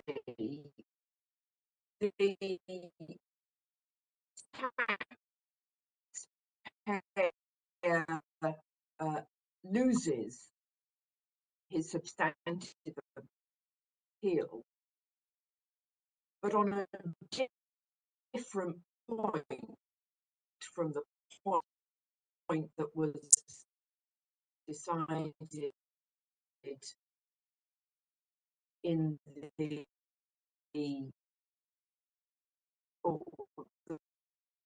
point that was relied on in the follower notice. What's out then over evolved? My Lady Rose was breaking up quite badly, but I think I understood the thrust of the question. If I could, Mr. Stone, why don't you repeat the question? And if Lady Rose can, I think her connectivity is even worse. She's lost screen for a moment. We've got her back visually. Lady Rose, the point's been made that we can't hear you very clearly.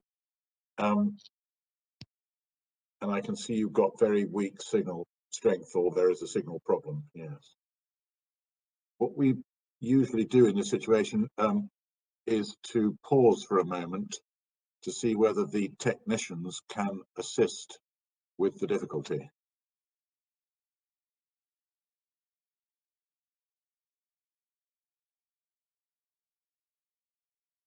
Oh, well, I can see and hear you all perfect. Well, what I think we'll do is to ask Mr. Stone to repeat Lady Rose's question to make sure that despite the rather poor reception, he understood it correctly. Thank you, my lord. Lady Rose, I understood you to be asking if a taxpayer takes a substantive appeal to the FTT and he loses, but not on the basis of the reasoning principles in the relevant case, what then? To which my can we just check whether Lady Rose agrees that was her question?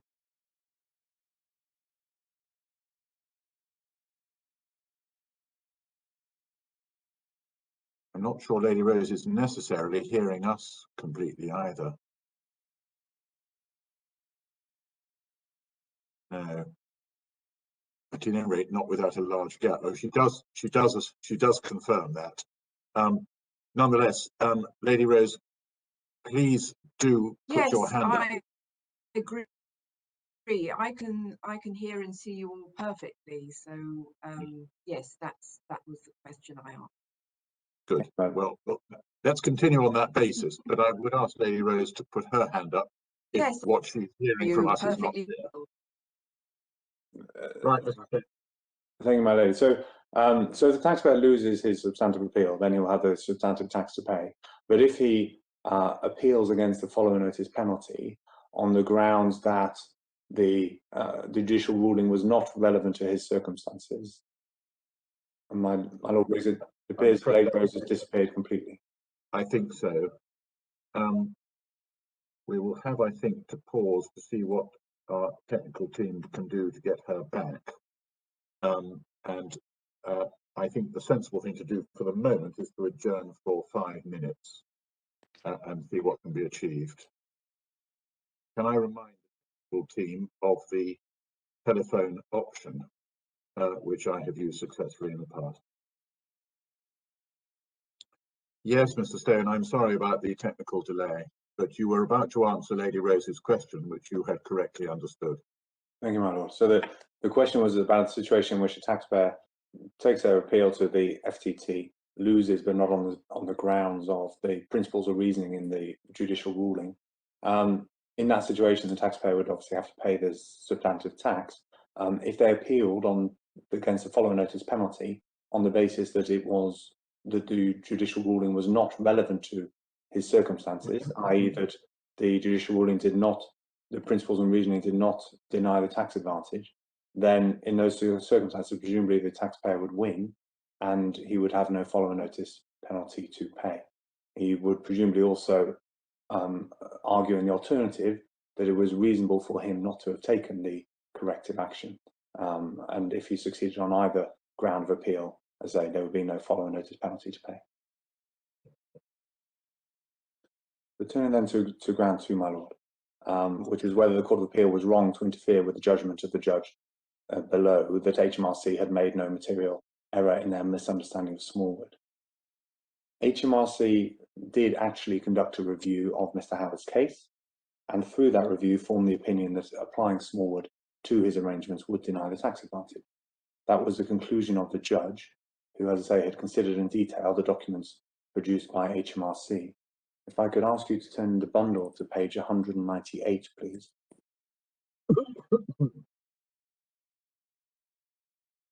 And ask you to read to yourselves paragraph 88. This is in the judgment of Sir Ross Cranston.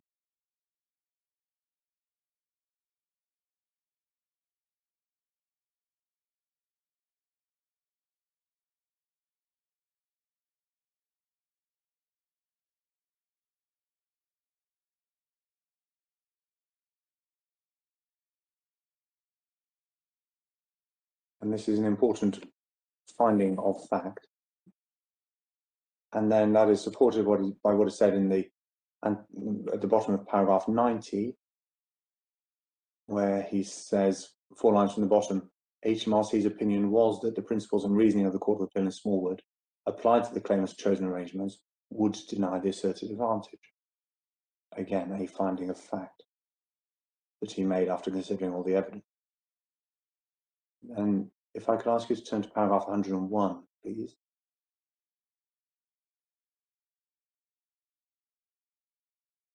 We found there in the sign of the second sentence, in light of Miss Tilling's unchallenged evidence, it is impossible for the claimant to contend that the review was incomplete. Her clear evidence is that she must have been satisfied that a review had been conducted and had concluded that the case met the conditions for a following notice to be issued. Because if she had not so satisfied, if she were not so satisfied, she would not put a case forward to the WFGG. There is corroborative evidence supporting this, particularly the evidence that in a number of cases, WFGG received submissions from her unit the following notices not to be issued. And just to make one point on that, in respect to the around the world cases, over half the cases reviewed by HMRC led to a recommendation not to issue following notices.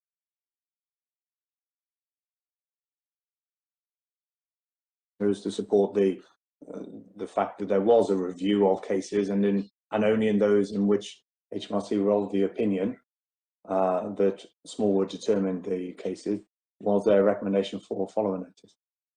And then also paragraph 103, which was dealing with the challenge to the adequacy of the review. That leaves the claimant's case the review was inadequate. Again, there is Ms. Tilling's unchallenged evidence that the facts and circumstances of every individual user of the round-the-world scheme were reviewed in detail by her team to determine if on those facts Smallwood was a relevant judicial decision, and that they only recommended that follower notices be issued where they considered that the relevant conditions were met. Now, I can, for your note, provide you with some paragraph references. I don't ask you to turn them up, that are references to which the judge was referring there. Ms. Tilling was the compliance lead for HMRC's Round the World Compliance Project, and you have paragraphs 39 to 40 in her first witness statement, which is in the bundle of page 470, and paragraphs 4, 8, 18 and 25 of her second witness statement, which starts at page 471. As I say, they are findings of fact that were reached following a review of all the relevant documentation. The Court of Appeal did not have all the relevant documentation, nor did it have all the witness statements. Mr. Haworth, and that's because Mr. Haworth had been refused permission to appeal against the judge's finding regarding the decision-making process, and that there was no proper basis, therefore, for the respondent to question its adequacy in this court. To establish that HMRC's opinion that they had formed that Smallwood was a relevant judicial ruling was not irrational, I'll address 2 points. Firstly, Smallwood itself contains principles and reasoning, and secondly, that it was rational for HMRC to form the opinion that application of those principles and reasoning would deny the asserted advantage if applied to Mr. Haworth's arrangement. And I'll then at the end address respondent's contention that an Edwards and Bairstow type appeal can never be a relevant judicial ruling. So considering the principles and reasoning of Smallwood, the core features of the scheme implemented in Smallwood, designed in the UK by UK advisors for the UK set law, involved a trust asset pregnant with gains, the appointment of Mauritius trustees who were expected and themselves expected to effect a disposal of those assets, and then their replacement by UK trustees within the same tax year. For your note, the way in which the scheme was designed to avoid the Taxation of Chargeable Gains Act is described by Lord Justice Patten in paragraph 6, which is at page 1112.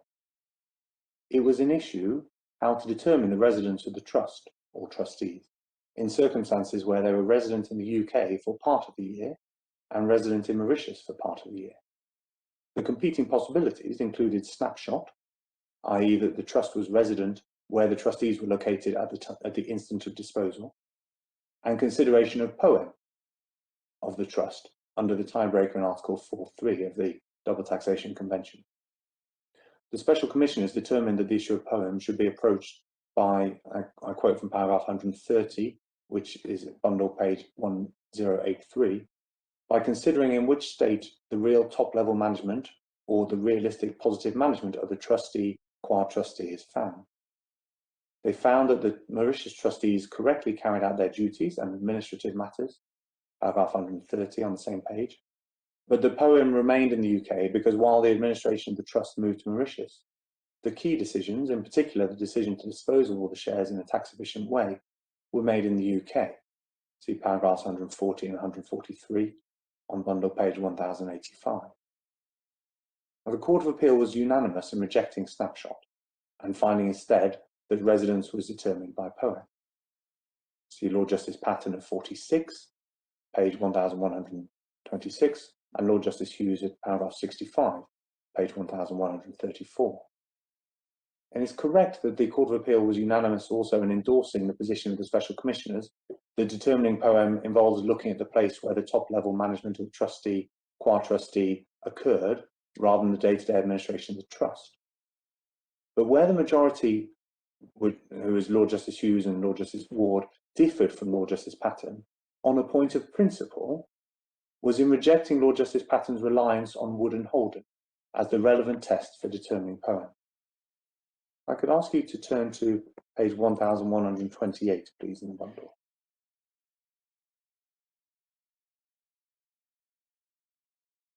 This is in the judgment of the Court of Appeal, and paragraph 50 you see Mr. Prosser was representing Mr. Smallwood, and in the middle of the page, in the middle of paragraph 50, it says, Mr. Prosser therefore contends that it was not open to the special commissioners to find that the poem of the trustee PMIL was anywhere but in Mauritius at the relevant time, and to have reached a conclusion which they did on the evidence, the special commissioners must therefore have applied the wrong test. So the submission of the taxpayer was that there was an error in the test applied for determining poem.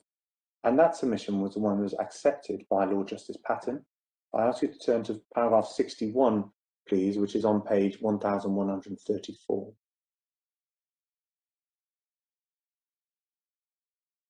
You see that he says, 4 lines from the bottom of paragraph 61, given the directors of PMIL remained in place and exercised their powers as directors to effect the sale, the approach to the issue suggested by Lord Justice Chadwick in Wood and Holden must be the right test. So Lord Justice Patten said that Wood and Holden is the right test for determining poem. And in paragraph 63, you can see just below F, the function of the directors was not therefore usurped in the sense described in Wood and Holden. It seems to me to follow that the Special Commissioner's conclusions are not ones which were therefore open to them on the evidence or on the findings of fact which they made. So Lord Justice Patten was saying that the relevant test is usurpation, as set out in Wood and Holden, and that the Special Commissioner's findings did not amount to that, therefore the Special Commissioners must have erred. If we turn then to the brief judgment of Lord Justice Hughes, you can see in paragraph 65 he deals with snapshot. Paragraph 66 he says he differs from Lord Justice Patten, and then paragraph 68 he rejects the Wood and Holden test. He says in the 4th line, I agree that their findings, our Special Commissioner's findings, do not go as far as findings that the functions of PMIL were wholly usurped. And I agree that Wood and Holden reminds us that special vehicle companies, or no doubt special vehicle boards of trustees, which undertake very limited activities, are not necessarily shorn of independent existence. Indeed, they would be ineffective for the purpose devised if they were. But it seems to me that to apply this reasoning to the present case is to ask the wrong question, and indeed to return to reject his snapshot approach. So he's rejected Wood and Holden usurpation as the wrong question. Therefore, when in my learned friend's written case of paragraph 41.2, page 120 of the bundle, he says that Lord Justice Hughes found that there had been usurpation. That's obviously wrong. Lord Justice Hughes said the usurpation is the wrong test.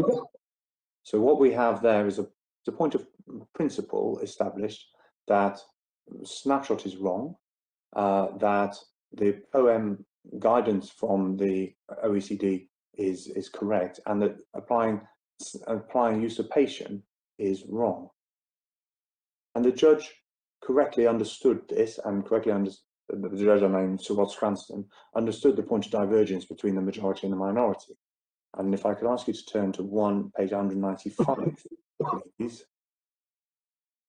We see this. If I could ask you to read paragraphs 78 and 79, he accurately summarizes the decision of the Court of Appeal.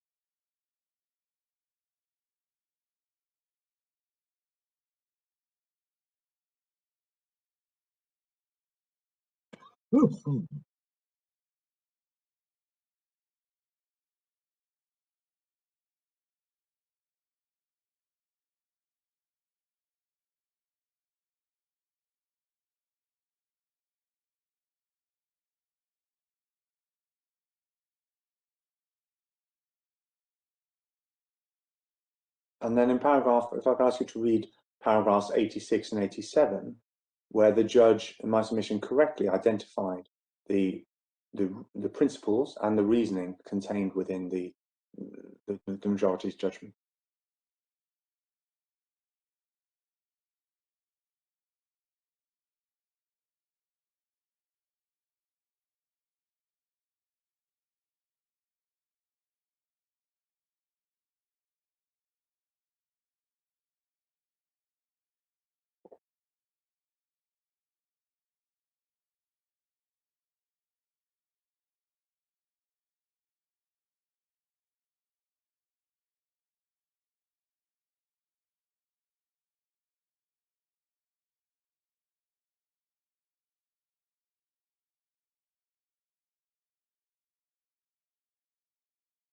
And so the reasoning of the majority includes the proposition that where the Mauritius actors behave in accordance with a carefully orchestrated arrangement, planned and implemented by the taxpayer through his UK advisors, this is capable of fixing POEM in the UK.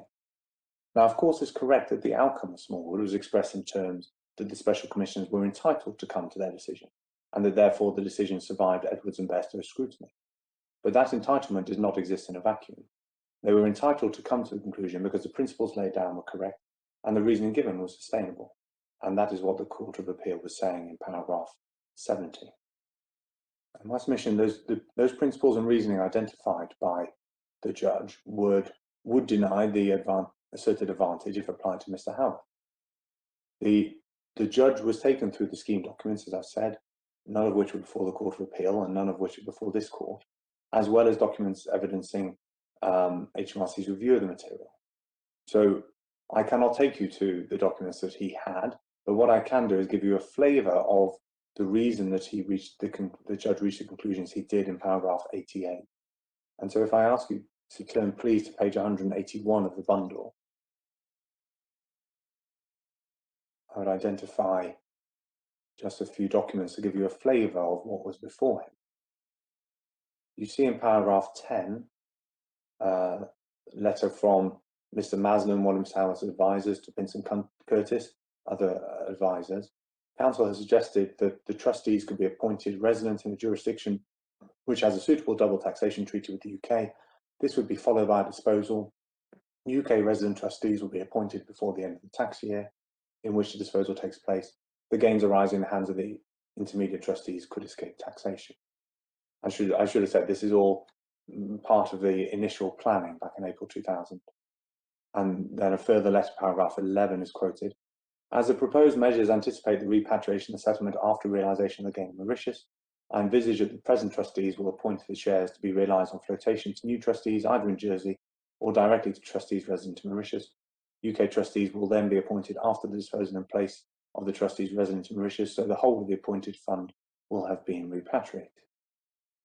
Paragraph 12, you see the quotation at the end of the paragraph, where one of the advisors was concerned that in the giving of instructions that the process could be construed as a series of preordained transactions. But of course, that is what they were. Everyone knew the order that the steps would be taken in, and that following a sale of the assets, the final preordained step, without which a tax planning would not work, was the appointment of UK trustee. Paragraph 14, you have a communication to the Mauritius trustees, telling them what will happen after appointment. They will be asked to undertake various steps, and then all of those steps are set out, including the disposal of the relevant shareholding, which would have realised capital gain, and their retirement in favour of UK trustees to bring the trust on shore. So they knew from the outset what was expected of them. Paragraph 15, there's a quotation at the top of page 183. The existing Jersey trustees will be asked to retire in favour of trustees resident in Mauritius. This transfer is to be carried out as soon as possible. Following the appointment of trustees in Mauritius, a proportion of settlement funds will be appointed on discretionary trust. The purpose of this is to ensure that settlement is liable to tax in Mauritius. After flotation, UK resident trustees will be appointed, and the cash proceeds, subject to reassurances for the trustees in the event of tax plan not being successful, will be distributed to Mr. Haworth. At paragraph 24, you have an example there of corporate documents that were sent to the Mauritius trustees with a request that they be approved. Vincent Curtis said, I would be grateful if you could now approve the placing agreement by holding a trustees meeting and producing a minute evidencing the same. And then paragraph 26, the Mauritius trustees were advised about what to do with the proceeds we see of the sale. We see that in the first sentence. And then paragraphs 27 and 28 record that at the beginning of September, which was only just over 2 months after they'd been appointed, documentation for the retirement of the Mauritius trustees was drafted without any reference having been made to them.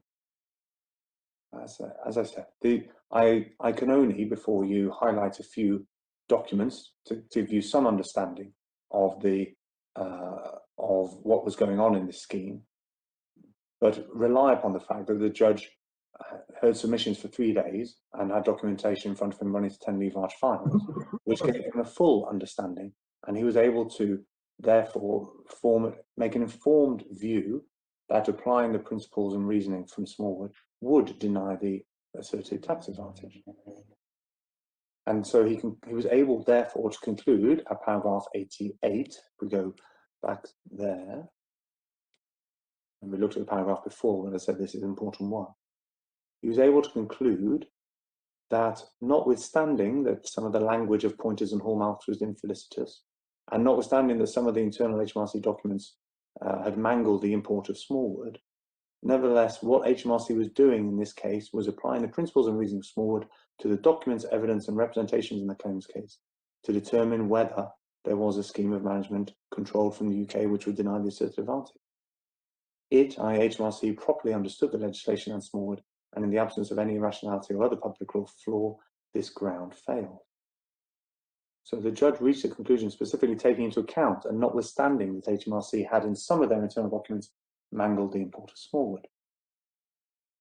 The fact that HMRC in some documents had mangled the import does not mean that HMRC actually misunderstood the principles and reasoning, nor that the opinion they reached was irrational.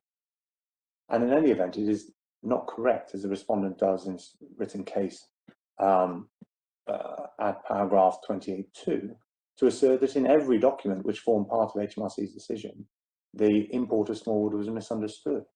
And in the interest of time, I can show you only a couple, but if I could ask you to turn, please, to page 265 in the bundle. This was part of one of the early submissions to the WFGG, so not Mr. Haworth. But you see the second paragraph, though the place of poem is a question of fact, so a full awareness that the poem is a factual issue. In these cases, which were 12 that were at that point put forward, the same tax scheme and methodology that Smallwood uses in point, so HMRC's case and the applicability of Smallwood's ratio to the 12 cases is that there were, sorry, yes, and then the quotation from the statement of case. So there had been a view taken as to whether there was a scheme of management under the in those 12 cases. Sorry, my Lord Stevens. But I think it's more relevant to see what was the advice given to the decision maker, as opposed to so that we can actually see the document that goes to the decision maker, whether whether Smallwood was misrepresented in that document. Right. This document may have been totally irrelevant. In which case? So what is the document that goes to the decision maker, and does that misstate Smallwood? And my Lord, if I could take you forward then. You asked about the adequacy of the review. I'll just show you briefly. Page 274, please. Yeah, but on this point, I was interested in whether or not the decision maker, I know we can't identify who that is, but I would like to know whether the document that goes to him misrepresented Smallwood. Well, on that point, is it important to realise that the decision maker is the WFGG. So it is the WFGG, the Workflow Governance Group, who decides whether to give a follower notice. They do that on the recommendation of that is put to them. So we know who the WFGG was. But who made the recommendation? So we have the brief email, because you may have seen there was a streamlining of the process. So there were full submissions put in November 2015, and then it was agreed that submission could effectively be taken as read when further recommendations were made in respect of particular taxpayers. So we see in page 310.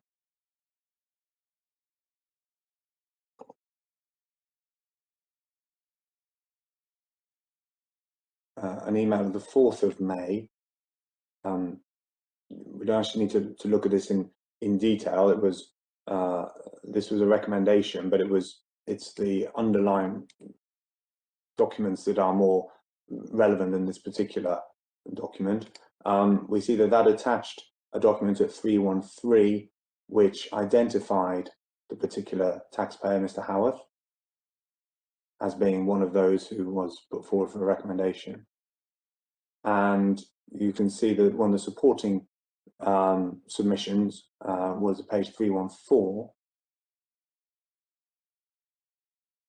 where the roundabout scheme is described. It said that it's a relevant judicial ruling.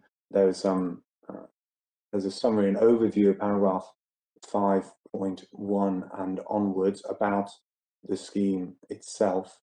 The conditions for a follower notice are set out in paragraph 6.2 and onwards. A, B, and then C is at paragraph 6.10 and onwards. The ruling is final, so we know that 6.11, 6.12 relates to tax arrangements. There's no dispute about that. 6.15 and onwards is the description of what was said about Smallwood, and in this case, it is right to say in 6.15 that it is said, if you read the first line, the Court of Appeal in Smallwood found, and then the penultimate line, that poem of the trust was not Mauritius but necessarily in the UK, and that is a passage that my learned friend criticises HMRC for, and that the Court of Appeal picks up upon. But one has to read that also with paragraph 6.19, where it is said Lord Justice Hughes was thus content that the tribunal was entitled on the facts to reach their conclusion that the place of effective management of the trust in the UK and Mauritius was in the UK as a result of the planned operation tax scheme.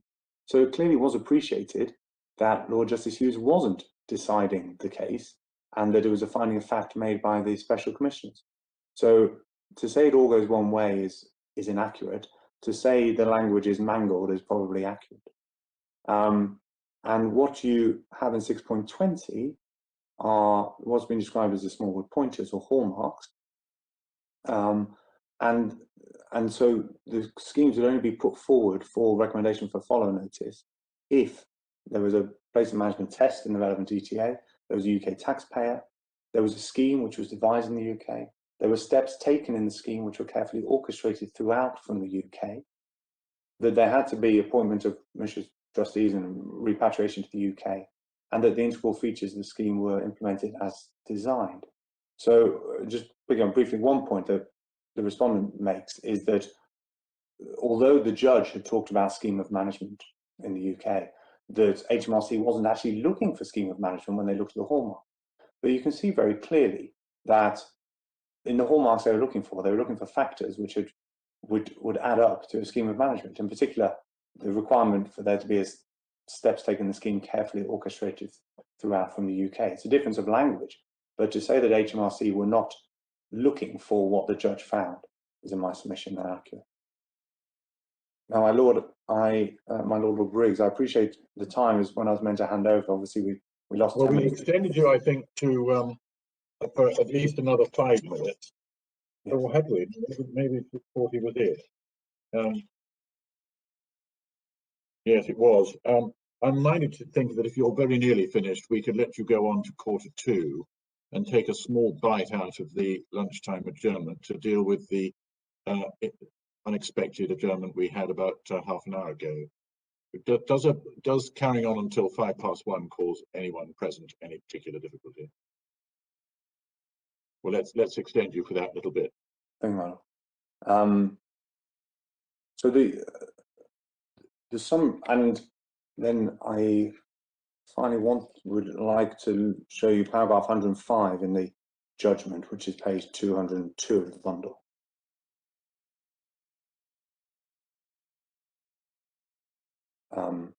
Where the judge summarized some of the evidence he had heard.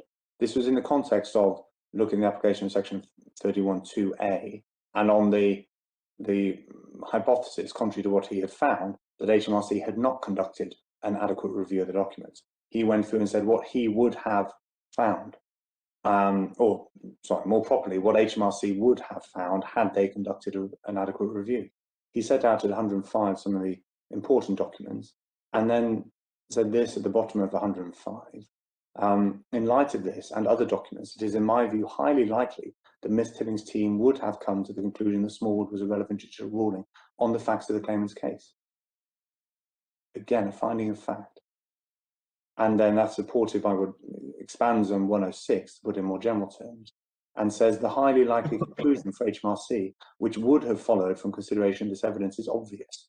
The arrangements in the claimant's case were being run from the UK to a pre-arranged plan, and Smallwood was the relevant judicial ruling. So the judge has found that HMRC understood Smallwood and the principles and reasoning. He said that at 88.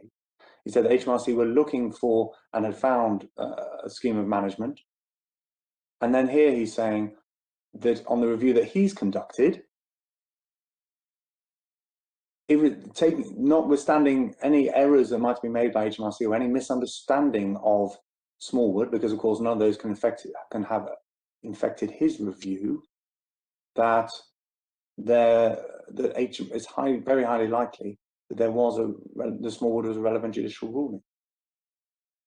And they, in my submission, are findings of fact made by the judge who had all the documents that the Court of Appeal did not have, and that there were no grounds for the Court of Appeal, who did not have the documents, to interfere with those findings of fact based upon its review of a couple of the review documents, but not all of the review documents, not all the witness evidence, and none of the scheme documents.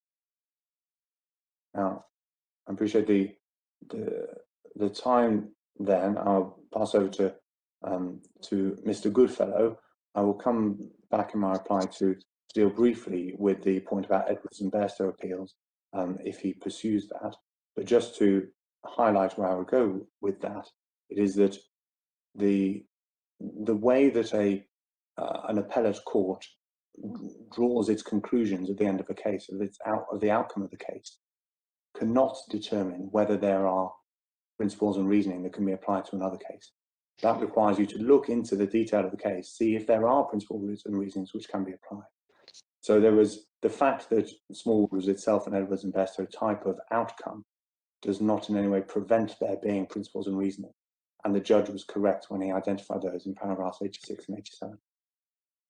I'll pick that up in reply if Mr. Goodfellow pursues that. Thank you very much, Mr. Stone. Mr. Goodfellow. My lords, my ladies, the overview of the respondent's case is set out at paragraphs 1 to 6. This appeal raises important questions concerning the scope of the discretion conferred on HMRC to issue follow notices, requiring the taxpayer to give up their right to have their tax liabilities determined by an independent tribunal, or be at risk of very substantial tax-geared penalties, the possibility and the burden of which would make a taxpayer with a good case think very long and hard before pursuing his claim. We would say those things are almost glaringly obvious, from the 50% penalty, plus you have to, a follower notice is always accompanied by an accelerated payment notice. That the validity of that notice depends solely upon the validity of the follower notice. That requires the taxpayer to pay up the full amount of the tax. And if he doesn't pay up the full amount of the tax, he's exposed to penalties, and additional penalties of 5%, broadly speaking, every 6 months, for up to 15%. So if he doesn't pay the APN within 18 months, he's got another 15% of the tax gear penalty. So it's 65% of on top. So it's a massive deterrent.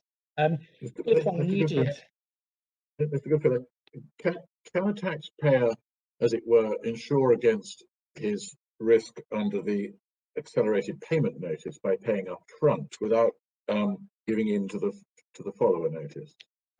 Yes, he can. He can, but sometimes he doesn't have the money because he thinks, I mean, particularly if he has a good case, he thinks he doesn't owe the money, and he spent it, or his business has deteriorated, or a whole range of circumstances. But the follower notice in this case is accompanied by the APN, and the APN has to be paid. The only way of challenging that is by judicial review of the follow notice, which is what happened here. So if these self-evident facts needed any sort of corroboration, I'd refer the courts to the report of the House of Lords Economic Affairs Committee, which we'll see at page 1969 of the bundle. You'll note there were two former chancellors of the Exchequer and the former permanent secretary of the Treasury on the committee. They recommended the abolition of the follow notice regime because of its disproportionate interference with the right of access. So, notwithstanding the solid representation of tax gatherers on the committee, they appreciated fully the adverse effect. I'd refer the court to the evidence received from Malcolm Gammy QC, a distinguished tax lawyer and member of the Tax Tribunal, that if you wish to appeal beyond a certain point in the general anti-abuse rule, you're at risk of a 60% penalty. I'm not quite sure that I know any taxpayer who would take that risk with that type of arrangement. Ditto with the follow notice regime. You'll see at paragraph 100, they received evidence from Lord Judge, which said the imposition of penalties on those who wish to use the court system to establish that, contrary to the views of the HMRC, there is no liability, fetters access to justice. At 103, they recommended the abolition. I'd also draw the court's attention to the fact that at paragraph 99, they received evidence from a senior official in revenue saying a follower notice, this goes through senior level of governance, is issued only in cases where we are clearly of the view that a similar scheme has already been struck down. So in fact, the HMRC are saying to Parliament, we are applying this confident, clear principles, clearly decisive principles. And yet, before this court, they're saying, oh no, we're not subject to that, those sort of high standards. And again, when you couple that with an appreciation of the legislative history, which wasn't merely to deter delay, it was to deter litigation in relation to tax arrangements which had been shown to fail by virtue of the principles of ruling or reasoning in the final court in the final judicial ruling. It's not just about efficient processing. It's about saying to the taxpayers, this case, this ruling has set down principles or reasoning which will deny the advantage that you are seeking. If you go on, notwithstanding these principles and reasoning and the explanation we've given to you, you will be at risk if you fail of a 50% tax penalty, tax-geared penalty. It is saying these principles or reasonings are decisive. Your appeal effectively is no longer meritorious. And you can see throughout the summary of the legislative history, which is set out at paragraphs 54 to 61 of the High Court judgment, which are effectively synopses of the various relevant consultation papers which were before the court and led up to Parliament enacting this legislation. They were relied upon to establish the mischief of the legislation. The mischief of the legislation was to deter further claims and litigation in relation to tax arrangements that had been shown to fail. And it was expressed in various different terms, such as the essence of the arrangements are that the taxpayer's chances of success are remote, unmeritorious, clogging up the systems, etc. But that was the clear mischief of these provisions. There are some technical one or two points on the legislation it might be convenient for me to deal with before the break. So if I can just refer you to section 2.0.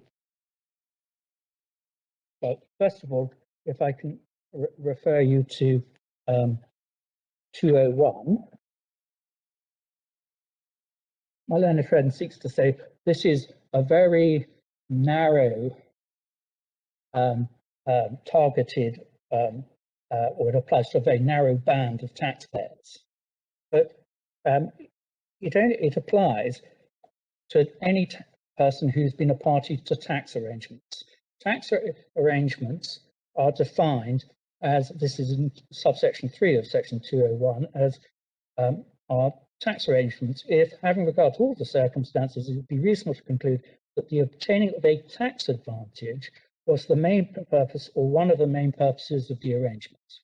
So it's perfectly possible for a taxpayer to be caught by these, to have been a party to tax arrangements if he has a commercial purpose for the transaction, but a main purpose is also to obtain a tax advantage.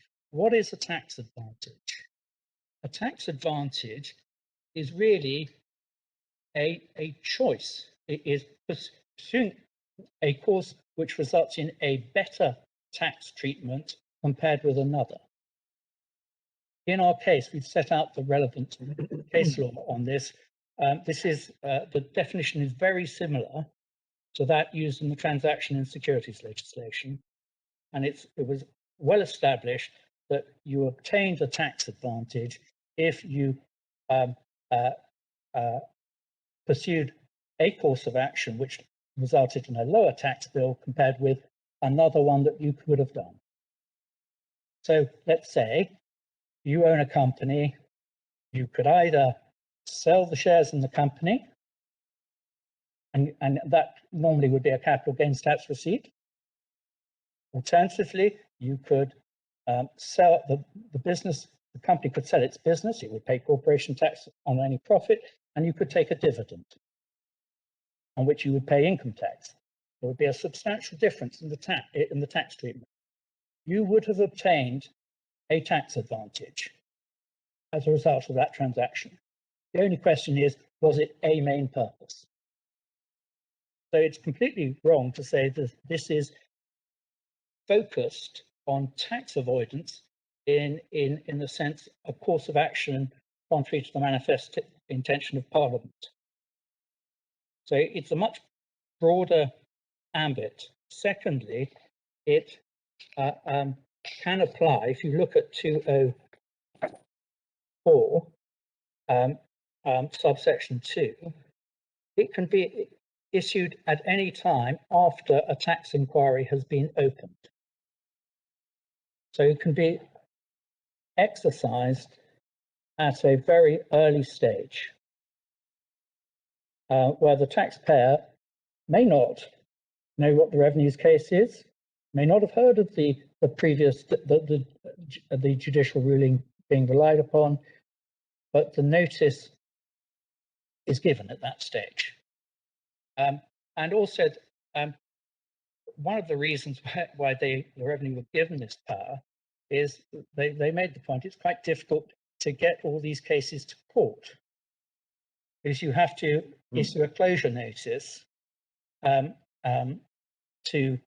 before the appellate, before there's an appeal, and that is referred to the court.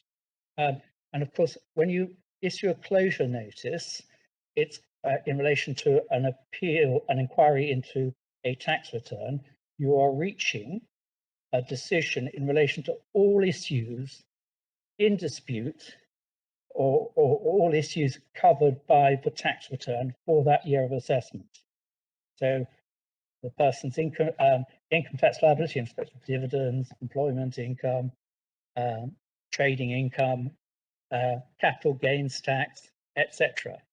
And so the problem in 2014 if you're looking at it when the legislation came in, is that the inspector had to, or the officer had to get to a point where he could form a view on the entirety of the taxpayer's affairs for the year before issuing the closure notice. Even though, let's say, there was one issue where a tax arrangement had been clearly shown to fail. So that's why they couldn't use the strikeout power that they have under the tribunal's powers, because it was administratively difficult to get all these cases into the appeal system, because you had to reach a final view on all the issues. So, and so really the protection for the taxpayer is condition C. Condition A would be satisfied in most cases. A condition B is that he's claimed a tax advantage, but that's merely saying I'm exempt, or the amount of the taxable income is X rather than 3X. It's not a big issue. Condition C, HMRC is of the opinion there is a judicial ruling which is relevant to the chosen arrangements, and condition D is that no previous follower notice has been given to the same person. But it's a so everything, this massive power and the deterrent effect it will have is all dependent upon condition C. And in the interest of time, just we say that if you read, we don't take particular issue with the judge's summary of the legislative history, but what we say is there's a continuous theme throughout the throughout the pre-legislative material, that the follower notice regime is to be used where a judicial ruling has shown that a previous decision that the tax arrangements fail. They were particularly targeted at mass-marketed schemes. This is where all the documentation and is materially the same. And normally it's based on a common assumption as to the legislation, a principle of construction. And that when the court decides that the construction is A rather than the tax promoter's view that it should be B, then that decision really knocks them all those arrangements down like a house of cards. The revenue in their guidance, we cite this in our case, accepted that where it's not a mass-marketed document scheme, i.e. one which depends on a common assumption with similar documentation, there'll be much less scope for a follower notice to apply. Because there may well be points of difference, such that you can't say that the principles or reasoning in one case will deny the tax advantage. And again, just by way of preliminary point, the follower notice regime is very different from when you have a freestanding accelerated payment notice, because you can't a freestanding APN, which isn't dependent on a follower notice, it merely determines who is to hold the disputed tax pending the outcome of the appeal. It doesn't in any way impede or interfere with the taxpayer's right to have his liability determined by a court, by an independent tribunal. It just says who's to hold the tax pending the outcome of the dispute. But the follow-on notice requires you within a short period of time to abandon your claim irrevocably. Even if another case subsequently shows that that earlier judicial ruling was incorrect, it's too late. I see it's 1:05. Would that be convenient? Yes. Thank you very much, Mr. Goodfellow. We'll resume at 2 o'clock.